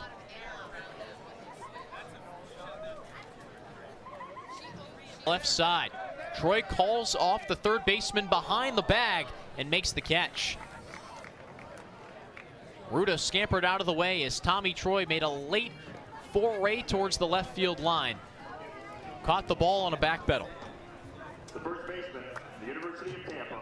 That's when the shortstop becomes the king of the infield. Calling off that baseball behind the third base bag. He's the only one that can make that play. Tommy Troy vocal in shallow left center field, making it obvious that it's his baseball. Brown stays put on second, Engel on first. Here's the man of the hour, Anthony Nunez. A grand slam in the bottom of the 6th. Made it 7-2 Chatham. Nunez in the left-handed batter's box. First pitch from the righty, Payton. Changeup outside, ball 1.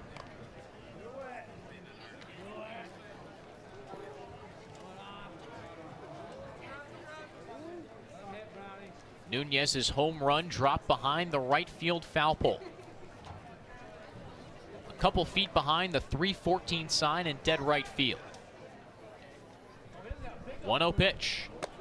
High and outside, ball 2.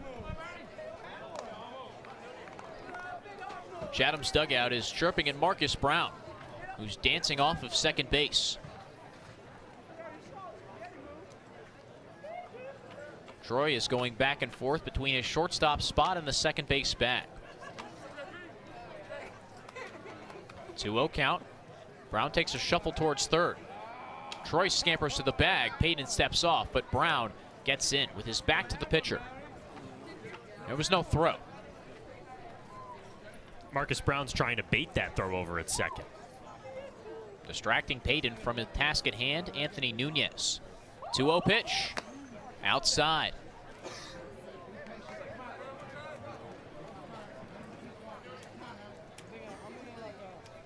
Jalen Payton threw 3 balls to Cooper Engel, then battled back in the count. He's now down 3-0 to Anthony Nunez. 2 outs. Brown on second, Engel on first. Here's the pitch. A strike on the outside corner. Nunez didn't move a muscle. Let's watch that pitch go right down the middle. The Cotuit infield is back. We're a couple steps behind the bag at third. Troy behind the second base bag, marking Brown. 3-1 pitch. Swing and a miss. Strike 2. Nunez cuts underneath a 90-mile-an-hour fastball. Full count, the runner should be off. The Anglers with a 5-run lead in the bottom of the 7th. 3-2, 2 outs. Payton comes set. Checks the runners, delivers. Misses outside. Ball 4. Payton's second walk of the inning loads the bases.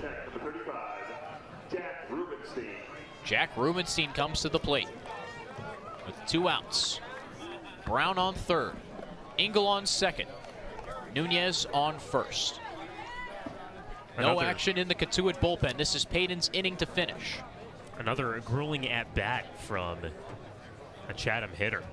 Jalen Payton's having to work out here in his first half inning. He comes set, righty-righty. First pitch, swing and a miss. Rubenstein finished the swing with his head down the left field line. If a fan looked at the scoreboard in left center field, it counts 20 pitches for Jalen Payton. Ingram flied out to right to begin the frame. Here's the 0-1. Breaking ball outside. Marcus Brown doubled down the right field line. Engel walked. Caden Grice popped out to Tommy Troy behind third base. And Anthony Nunez walked. 1-1 counts to Rubenstein. Brings a natural grain bat behind his back shoulder. Pitch. Off speed, called strike 2. A floater drifted over the outside corner.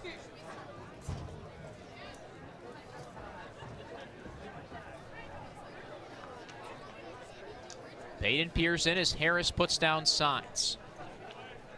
The righty fiddles with the baseball below his belt. 1-2, 2 outs, bases loaded. Pitch. Change up inside, ball 2. 2-2 count. Chatham with a 7-2 lead over Cotuit. The A's with the win can move within 1 point of Orleans. Firebirds losing today to Bourne. 2-2 count. Payton comes set. Deals.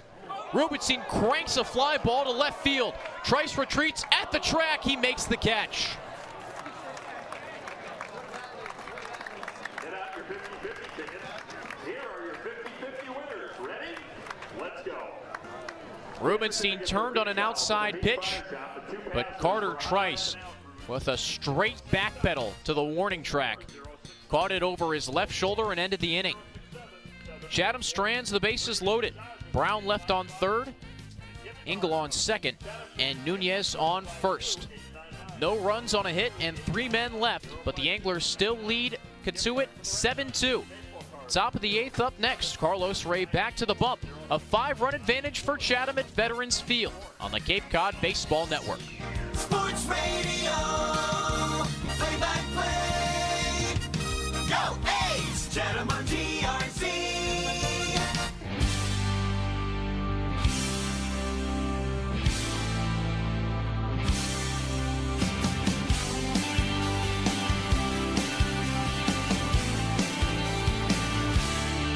I spent 20 years trying to get out of this place. I was looking for something I couldn't replace. I was running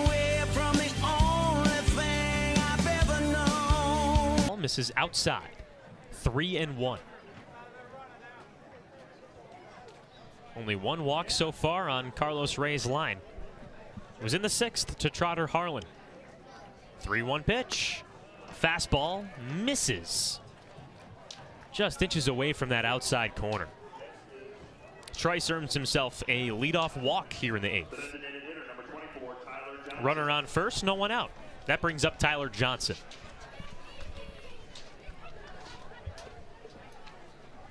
It's been quite the day for Cotuit's designated hitter.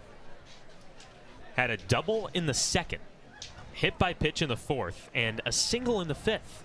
Was left stranded each time. First pitch, runner goes, fastball misses high, throw down to 2nd, not in time.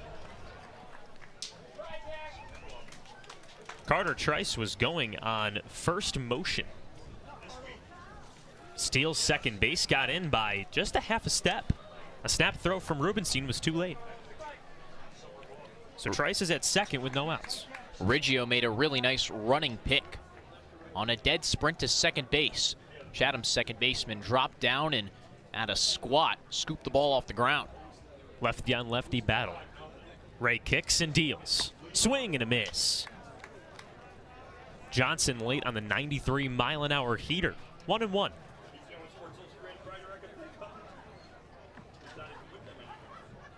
Trice gets his lead off 2nd. Brown nor Riggio are holding the runner at 2nd.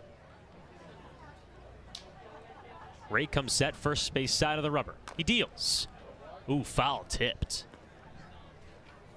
Tyler Johnson started to move his hands at the inside pitch, pulled it back, and as his hands were going back, the ball hit his bat. 1-2 count. Ray's located the fastball well to both sides of the plate. Got away with a fastball in the inner half right there. Infield, outfield straight away. 1 ball, 2 strikes. Ray, a deep breath. The pitch. Cranked. Shallow center field. Marcus Brown runs back. He makes the catch. Maybe a broken bat flare into shallow center field. But Marcus Brown camped under it for the first out. Cotuit's bat boy has picked up a couple black shards as he walks back to the dugout. Runner on 2nd with just 1 out. This brings in Sam Ruda, the left-handed hitting 3rd baseman. 1 for 3 today with a single in the 4th. That was an RB 4th inning. He walked in his first at-bat in the 6th.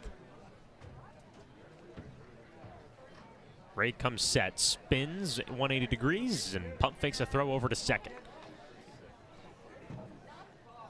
Chatham's middle infielders not holding Carter Trice over at 2nd. 1 ball, no strikes. The pitch. Popped foul over Cotuit's dugout on the first base line. Counts even at 1-1. Top of the 8th inning, Chatham leads 7-2. Yes, that's what my friend is. Kettleers had both of their runs in the top of the 4th inning. RBI singles from Ruda and Harris. Here's the 1-1. Fastball just misses outside.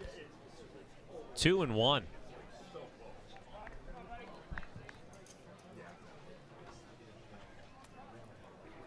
Ruda collected his 3rd hit of the Cape League season back in the 4th.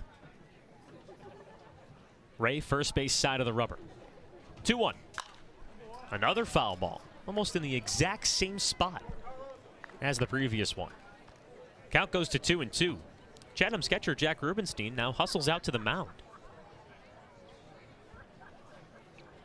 Staring out towards center field with Carlos Ray. Potentially mixing up some signs before the 2-2. Tom Holliday calls for his catcher to get going. It's not as if Ray was having any problems finding the zone.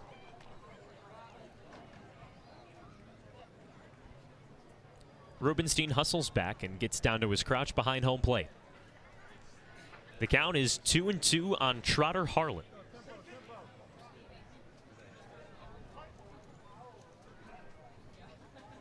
Lefty on righty battle. The pitch. Fastball misses high and away. Full count. Carlos Ray walked the leadoff hitter in this inning, Carter Trice, who now stands at second base. Just the second walk he's issued so far. Payoff pitch. Ground ball left side. 2 hops to Brown. Throws over to first. He gets him. Trotter Harlan set down 6-3 putout. The 2 pitchers before Jalen Payton, Noah Short and Ryan Bruno, they didn't throw a full inning. 1-1. Slider misses way outside. It's 2-1 to DeLeo. The center fielder today for Chatham. He had a single in the bottom of the first. Came around to score. Walked in the second. A fielder's choice in the fourth. And walked in the sixth. The 2-1. Slider misses outside. 3-1 to DeLeo. He also stole 2 bases back in the sixth. Infield, outfield straight away. No one on, no one out. Payton from the windup. Deals a fastball high and inside for ball 4. 5-pitch walk to Jake DeLeo starts things out here in the bottom of the 8th. Runner on first, no outs. Chatham leads 7-2.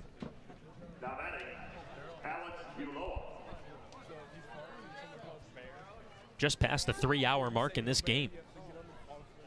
I said 4 hours earlier, and now the entire world knows how bad at math I am. In stands Alex Ulloa. First pitch, fastball. To block Trotter Harlan's view. The game within the game. Runners on first and second, no outs for Rock Riggio. Extended his hit streak to 11 with a single in the third. First pitch. Changeup misses outside. 1-0. Riggio reached on an error back in the first inning. That brought home Jake DeLeo. Same situation here with DeLeo in scoring position, no one out. He also has Alex Ulloa over at first. The 1-0 pitch. Misses outside. 2-0.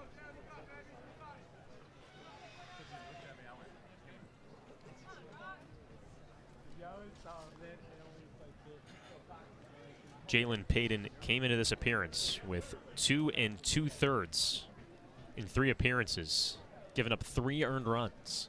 The 2-0. Swing and a miss. Riggio also dropped to an E. Took a healthy hack at 87 miles an hour. Still up in the count, though. 2-1.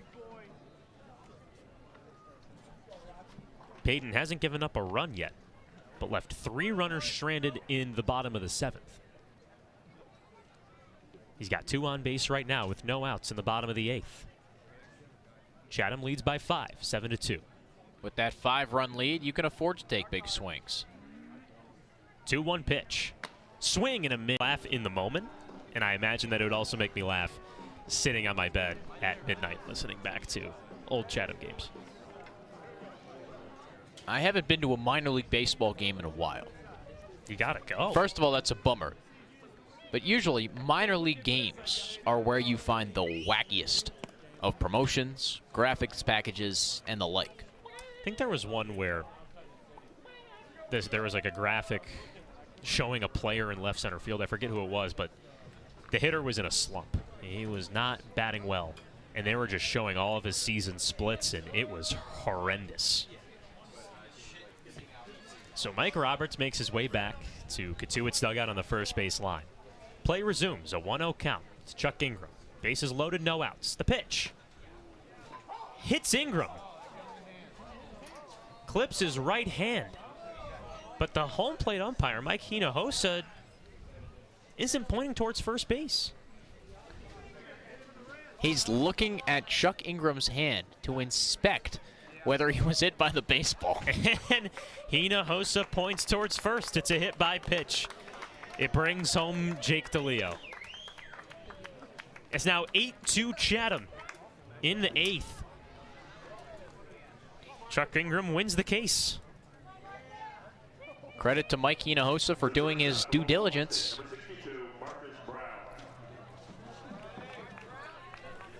If you didn't hear that it hit his wrist right at home plate, I don't know what else you would need. Ingram immediately dropped the bat and was shaking out his wrist. Bases remain loaded with no outs here in the bottom of the 8th. In stands the left-handed hitting Marcus Brown. Ulloa at third. Riggio at second. Ingram at first. The pitch. Fastball misses high. Ball 1. Marcus Brown had a fielder's choice in the first. An RBI single in the third. Was hit by a pitch in the 6th. He scored on the grand slam and had a double in the 7th. He was left stranded at third. Payton's 1-0. Cranked. Right field. Running back Park makes the catch at the warning track. Ulloa tags. He comes home to score. A sac fly for Marcus Brown that was just a few feet away from being the second grand slam of the night. 9-2 A's with 1 out in the bottom of the 8th. Runners on the corners.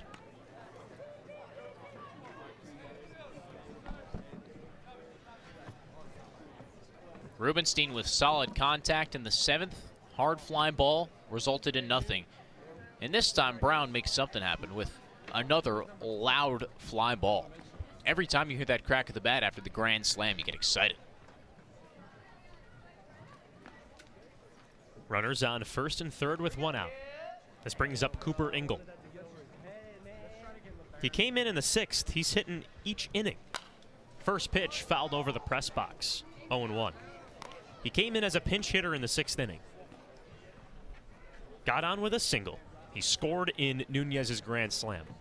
He then walked in the 7th and was left stranded at second base. What pinch hitter in the 6th inning gets 3 at-bats in a game?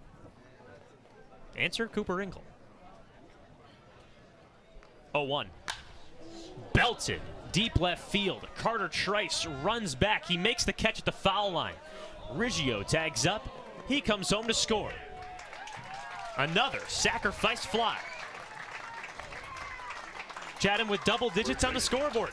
A 10-2 lead over Cotuit in the bottom of the 8th. That one was another one, too, where it sounded as if it would carry out of the ballpark. 2 solid fly balls to left field, but both, rather one to left and one to right. Both of them result in outs, but both of them result in runs. Jalen Payton's putting the ball down the middle of the plate. Runner on first and 2 gone. Left-handed hitting Caden Grice stands in. He's got Ingram at first. The pitch. Taken for a strike on the outer half. Change up at 79 miles an hour.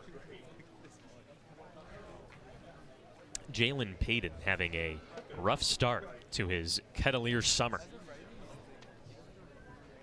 He's now given up 6 earned runs. This is his 4th appearance. 0-1. Skips in the dirt, gets away from the catcher. Ingram takes second. Just a night to forget for Cotuit. 2 runs on 5 hits. They've held Chatham to 6 hits, but 10 runs is the more important number. Airs have also bitten the Kettleers.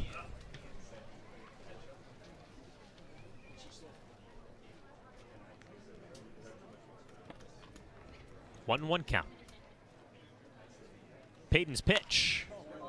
Flared foul over Chatham's dugout. Lands by the house adjacent to Veterans Field, nicknamed home plate. Make sure to check out our story at chathamanglers.com. Chris Blake wrote a nice feature piece on the house that's right by Veterans Field. The best seats at the ballpark.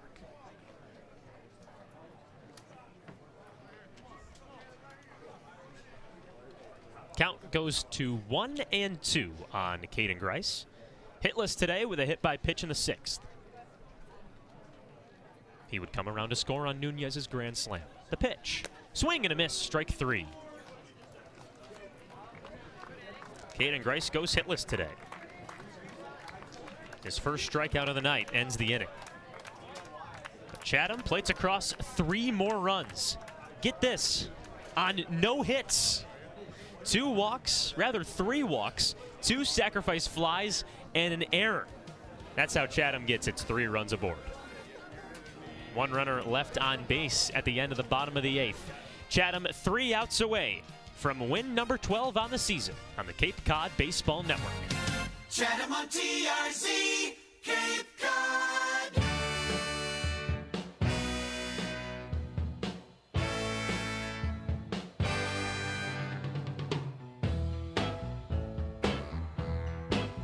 I'm gonna wait till the midnight hour.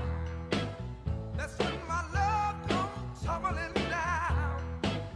I'm gonna wait till the midnight hour when there's no one else around. I'm gonna take you, girl, and hold you and do all the things I told you in the midnight hour. Yes, I am. Oh, yes, I am. One more thing I just want to say right here. I'm gonna wait till the stars come out and see that twinkle in your eyes. I'm gonna wait till the midnight hour. That's when my love begins to shine.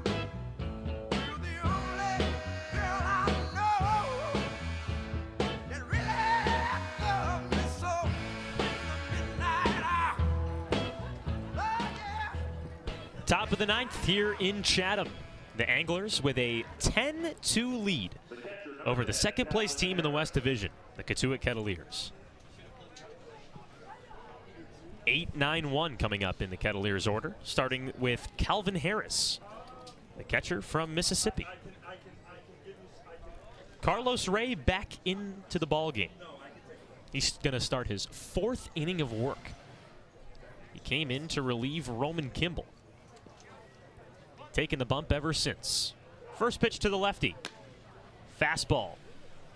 Misses on the outer half. 1-0. Safe to say, Chatham will come away with a victory here. The 1-0. Fastball popped over the screen. Foul. 1-1. So taking a look at the standings here, if the result holds, Chatham will improve to 31 points on the season. Still 1 point behind Orleans. The 1-1. Popped up, left side, it trails out of play. 1-2. Orleans lost 4-3 at home to Bourne. So the Firebirds stick with 32 points.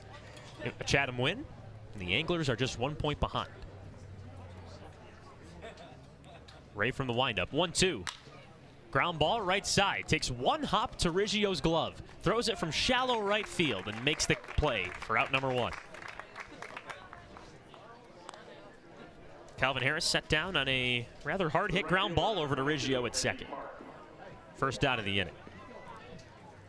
So added on with that, Harwich with an 11-7 win over Falmouth. The Mariners are now at 36 points, but Brewster won as well, so they're tied with 36. 9-hole hitter Eddie Park takes a strike, a fastball right over the heart, 0-1. Quickly working. Another pitch, another fastball, 0-2. I got to stop looking at these scores here because Carlos Ray's already set in the first base side of the rubber. Park takes his time getting back into the left-handed batter's box. 0-2 pitch. Slider misses low and away. 1-2. Hyannis lost, so on the west side of the standings, the Harbor Hawks are going to stay a point ahead of Cotuit. 1-2 pitch. Lofted left side, it's foul, out of play.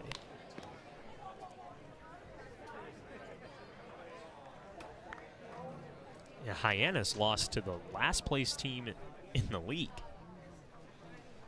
Wareham. The 1-2 pitch. Ground ball right side. 3 hops to Nunez's glove. He steps on first. Beats Park to the bag. 2 outs in the inning. By a half step. Carlos Ray late getting over, and Nunez had to hustle.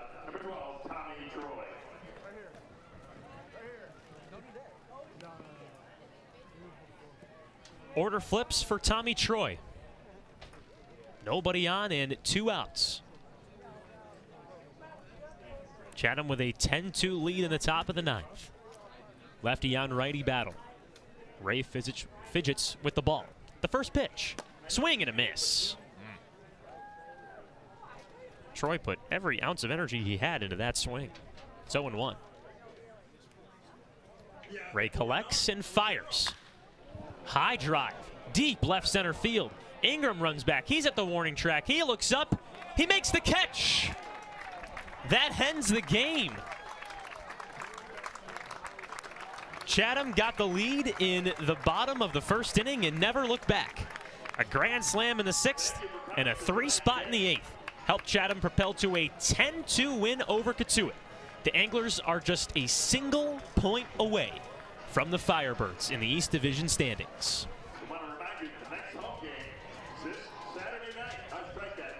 Wasn't really close until Nunez hit that grand slam in the 6th. Cotuit put up 2 runs in the 4th, but that was it. Kettleers with 2 runs on 5 hits and 3 errors. Chatham with 10 runs on 6 hits. No errors defensively. We'll go over the lines, winners and losers, everything coming up on the Anglers Extra postgame show following this 10-2 win for Chatham.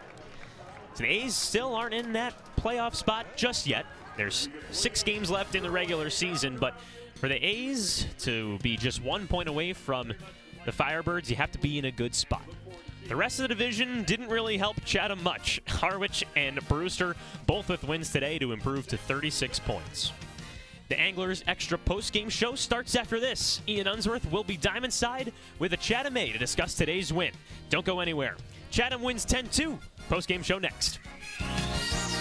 Sports Radio, play-by-play. Go A's, Chatham on TRC.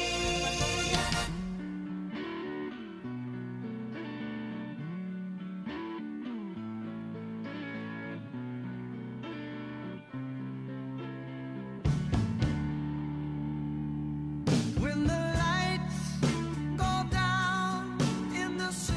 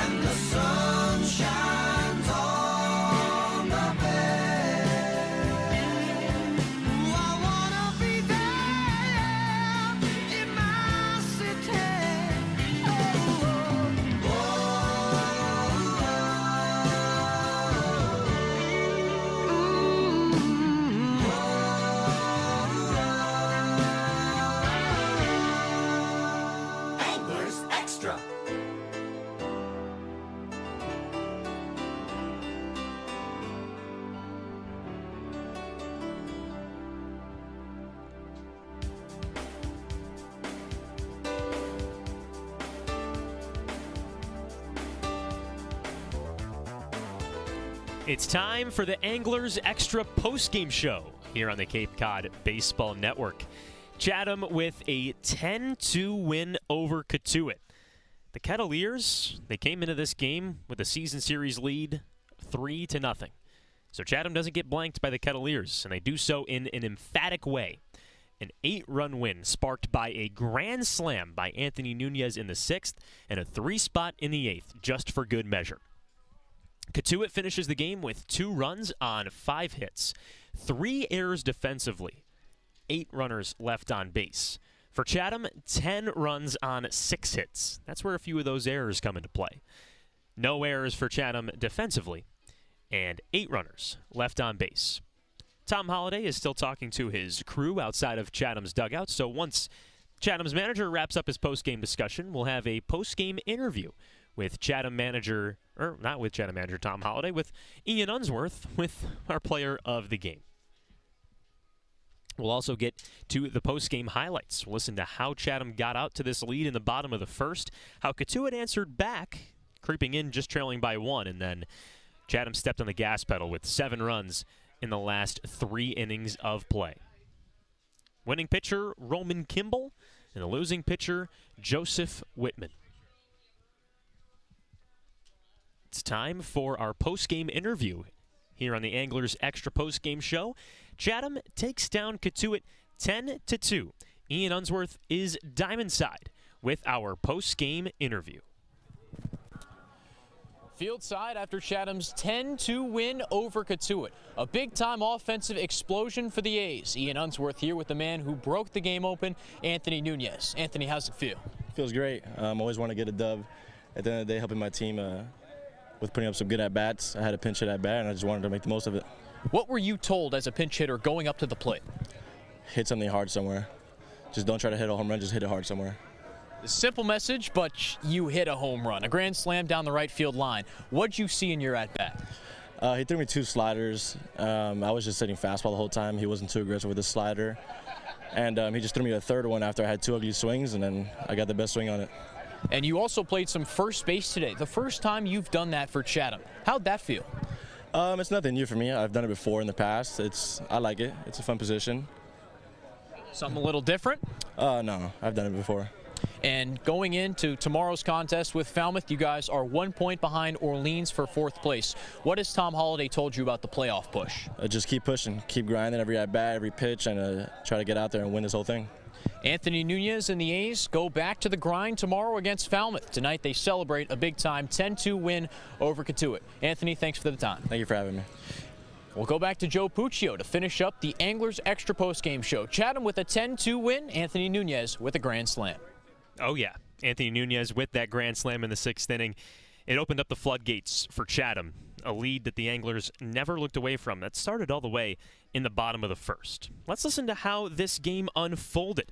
We'll start off in the first inning, in which Cotuit had 4 hitters come up to the plate. C.J. Kafis walked, but Roman Kimball shut them down. 2 flyouts and a pop-out to end the top of the first. In the bottom of the first, Jake DeLeo got on with a leadoff single. Then Lyle Miller-Green got on with a walk. So a few runners on base, and Rock Riggio got a little help from some defensive miscue. Riggio's up 2-1 in the count. Here's the pitch. Ground ball to second. Goes over his glove. DeLeo gets the wave home. He comes in to score. Rock Riggio gets to first base. What could potentially be scored an error on Colby Wilkerson brings home Jake DeLeo. 1-0 Chatham in the bottom of the first. And that was scored an error on Wilkerson. The ball just hopped right over his glove at the last second. So it brought home that first run for Chatham. And then in the very next at-bat, Chuck Ingram was at the dish and sent a fly to the outfield. He gets back on to the third base side. Hands at the belt. Takes a deep breath. 0-2, runner goes. Towering fly ball to left field. Carter Trice camps under it. He makes the catch. Ulloa tags. He races home. The throw comes in. It's cut off. Chuck Ingram sends a high drive to left field. Caught by Trice, and it brings home Ulloa. 2-0 Chatham here in the bottom of the first.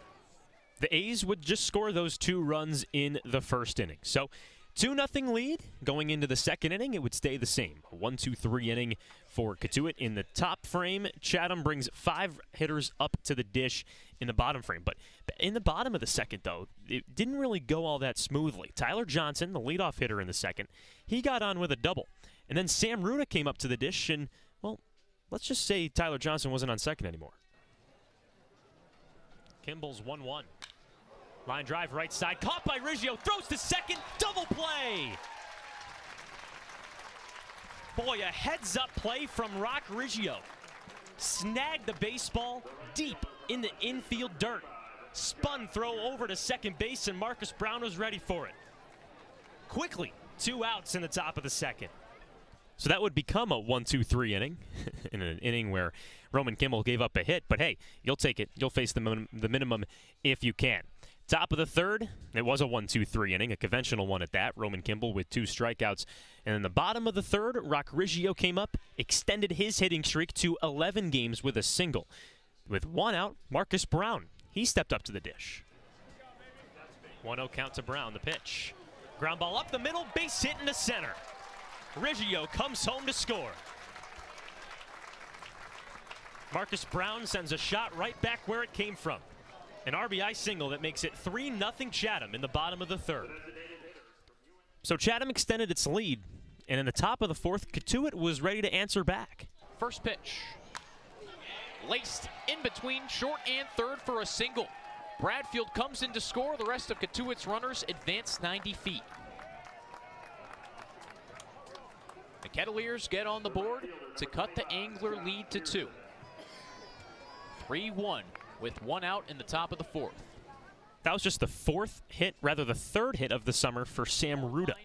And then in the very next at-bat, it was Josh Pearson. He struck out swinging. And then Calvin Harris, he came up with an opportunity to creep a little bit further. 2-1 count. Righty delivers.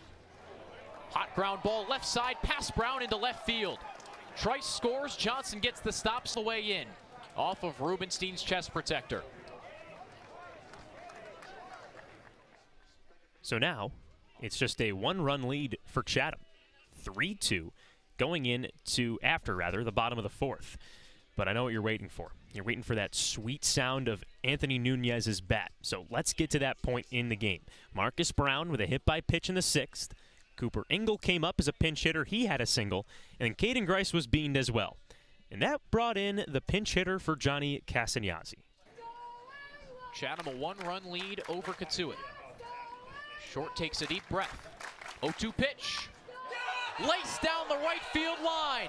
All the way to the corner. It's gone! A grand slam for Anthony Nunez. Brown, Engel, Grice all score as Nunez takes a long trot. 7-2 Chatham in the bottom of the 6th. That was that. So Chatham had the lead in the bottom of the first, but at that moment in the game, it really felt like Chatham had the lead. Stepped on Cotuit's throat. Got 4 runs in the bottom of the 6th.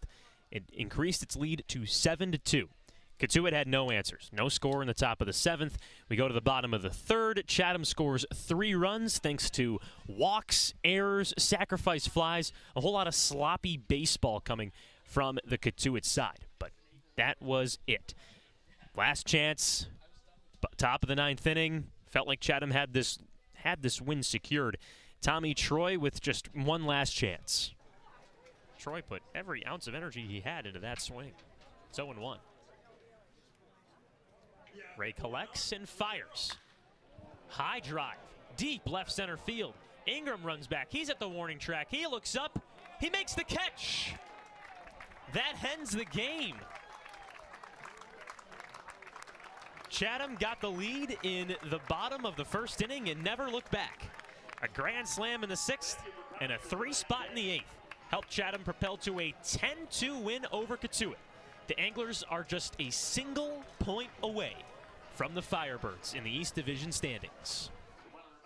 And those will be the standings as Chatham heads to Falmouth tomorrow to take on the Commodores. Second time at Gov Fuller Field this season. Those were the post-game highlights presented by the Chatham Athletic Association. Joe Puccio with you on the Anglers Extra post-game show, rejoined with Ian Unsworth. Ian, the winning and losing pitchers today. Roman Kimball for Chatham. He pitched 5 innings, gave up 3 hits, 2 runs, both of them earned, 7 strikeouts, and 3 walks. On the losing side for Cotuit, Joseph Whitman was one of 5 pitchers for the Kettleers today.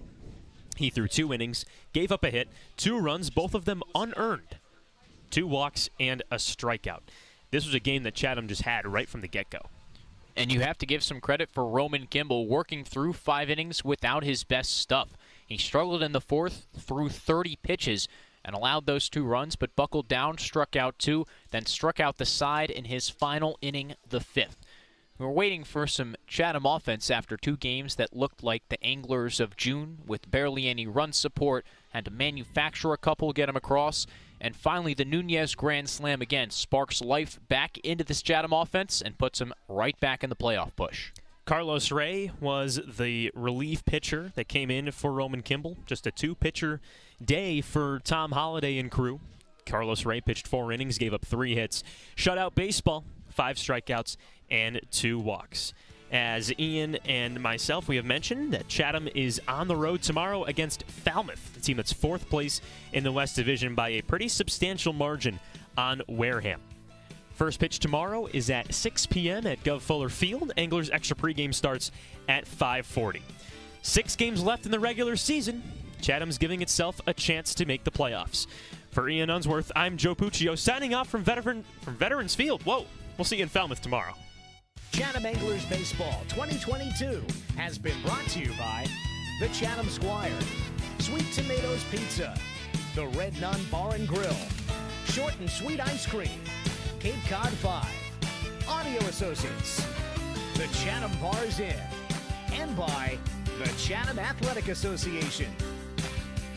Chatham Baseball, sports radio, play-by-play, summertime on Cape Cod. This has been an exclusive presentation of Chatham A's Baseball on TRZ Team Line. Chatham on TRZ.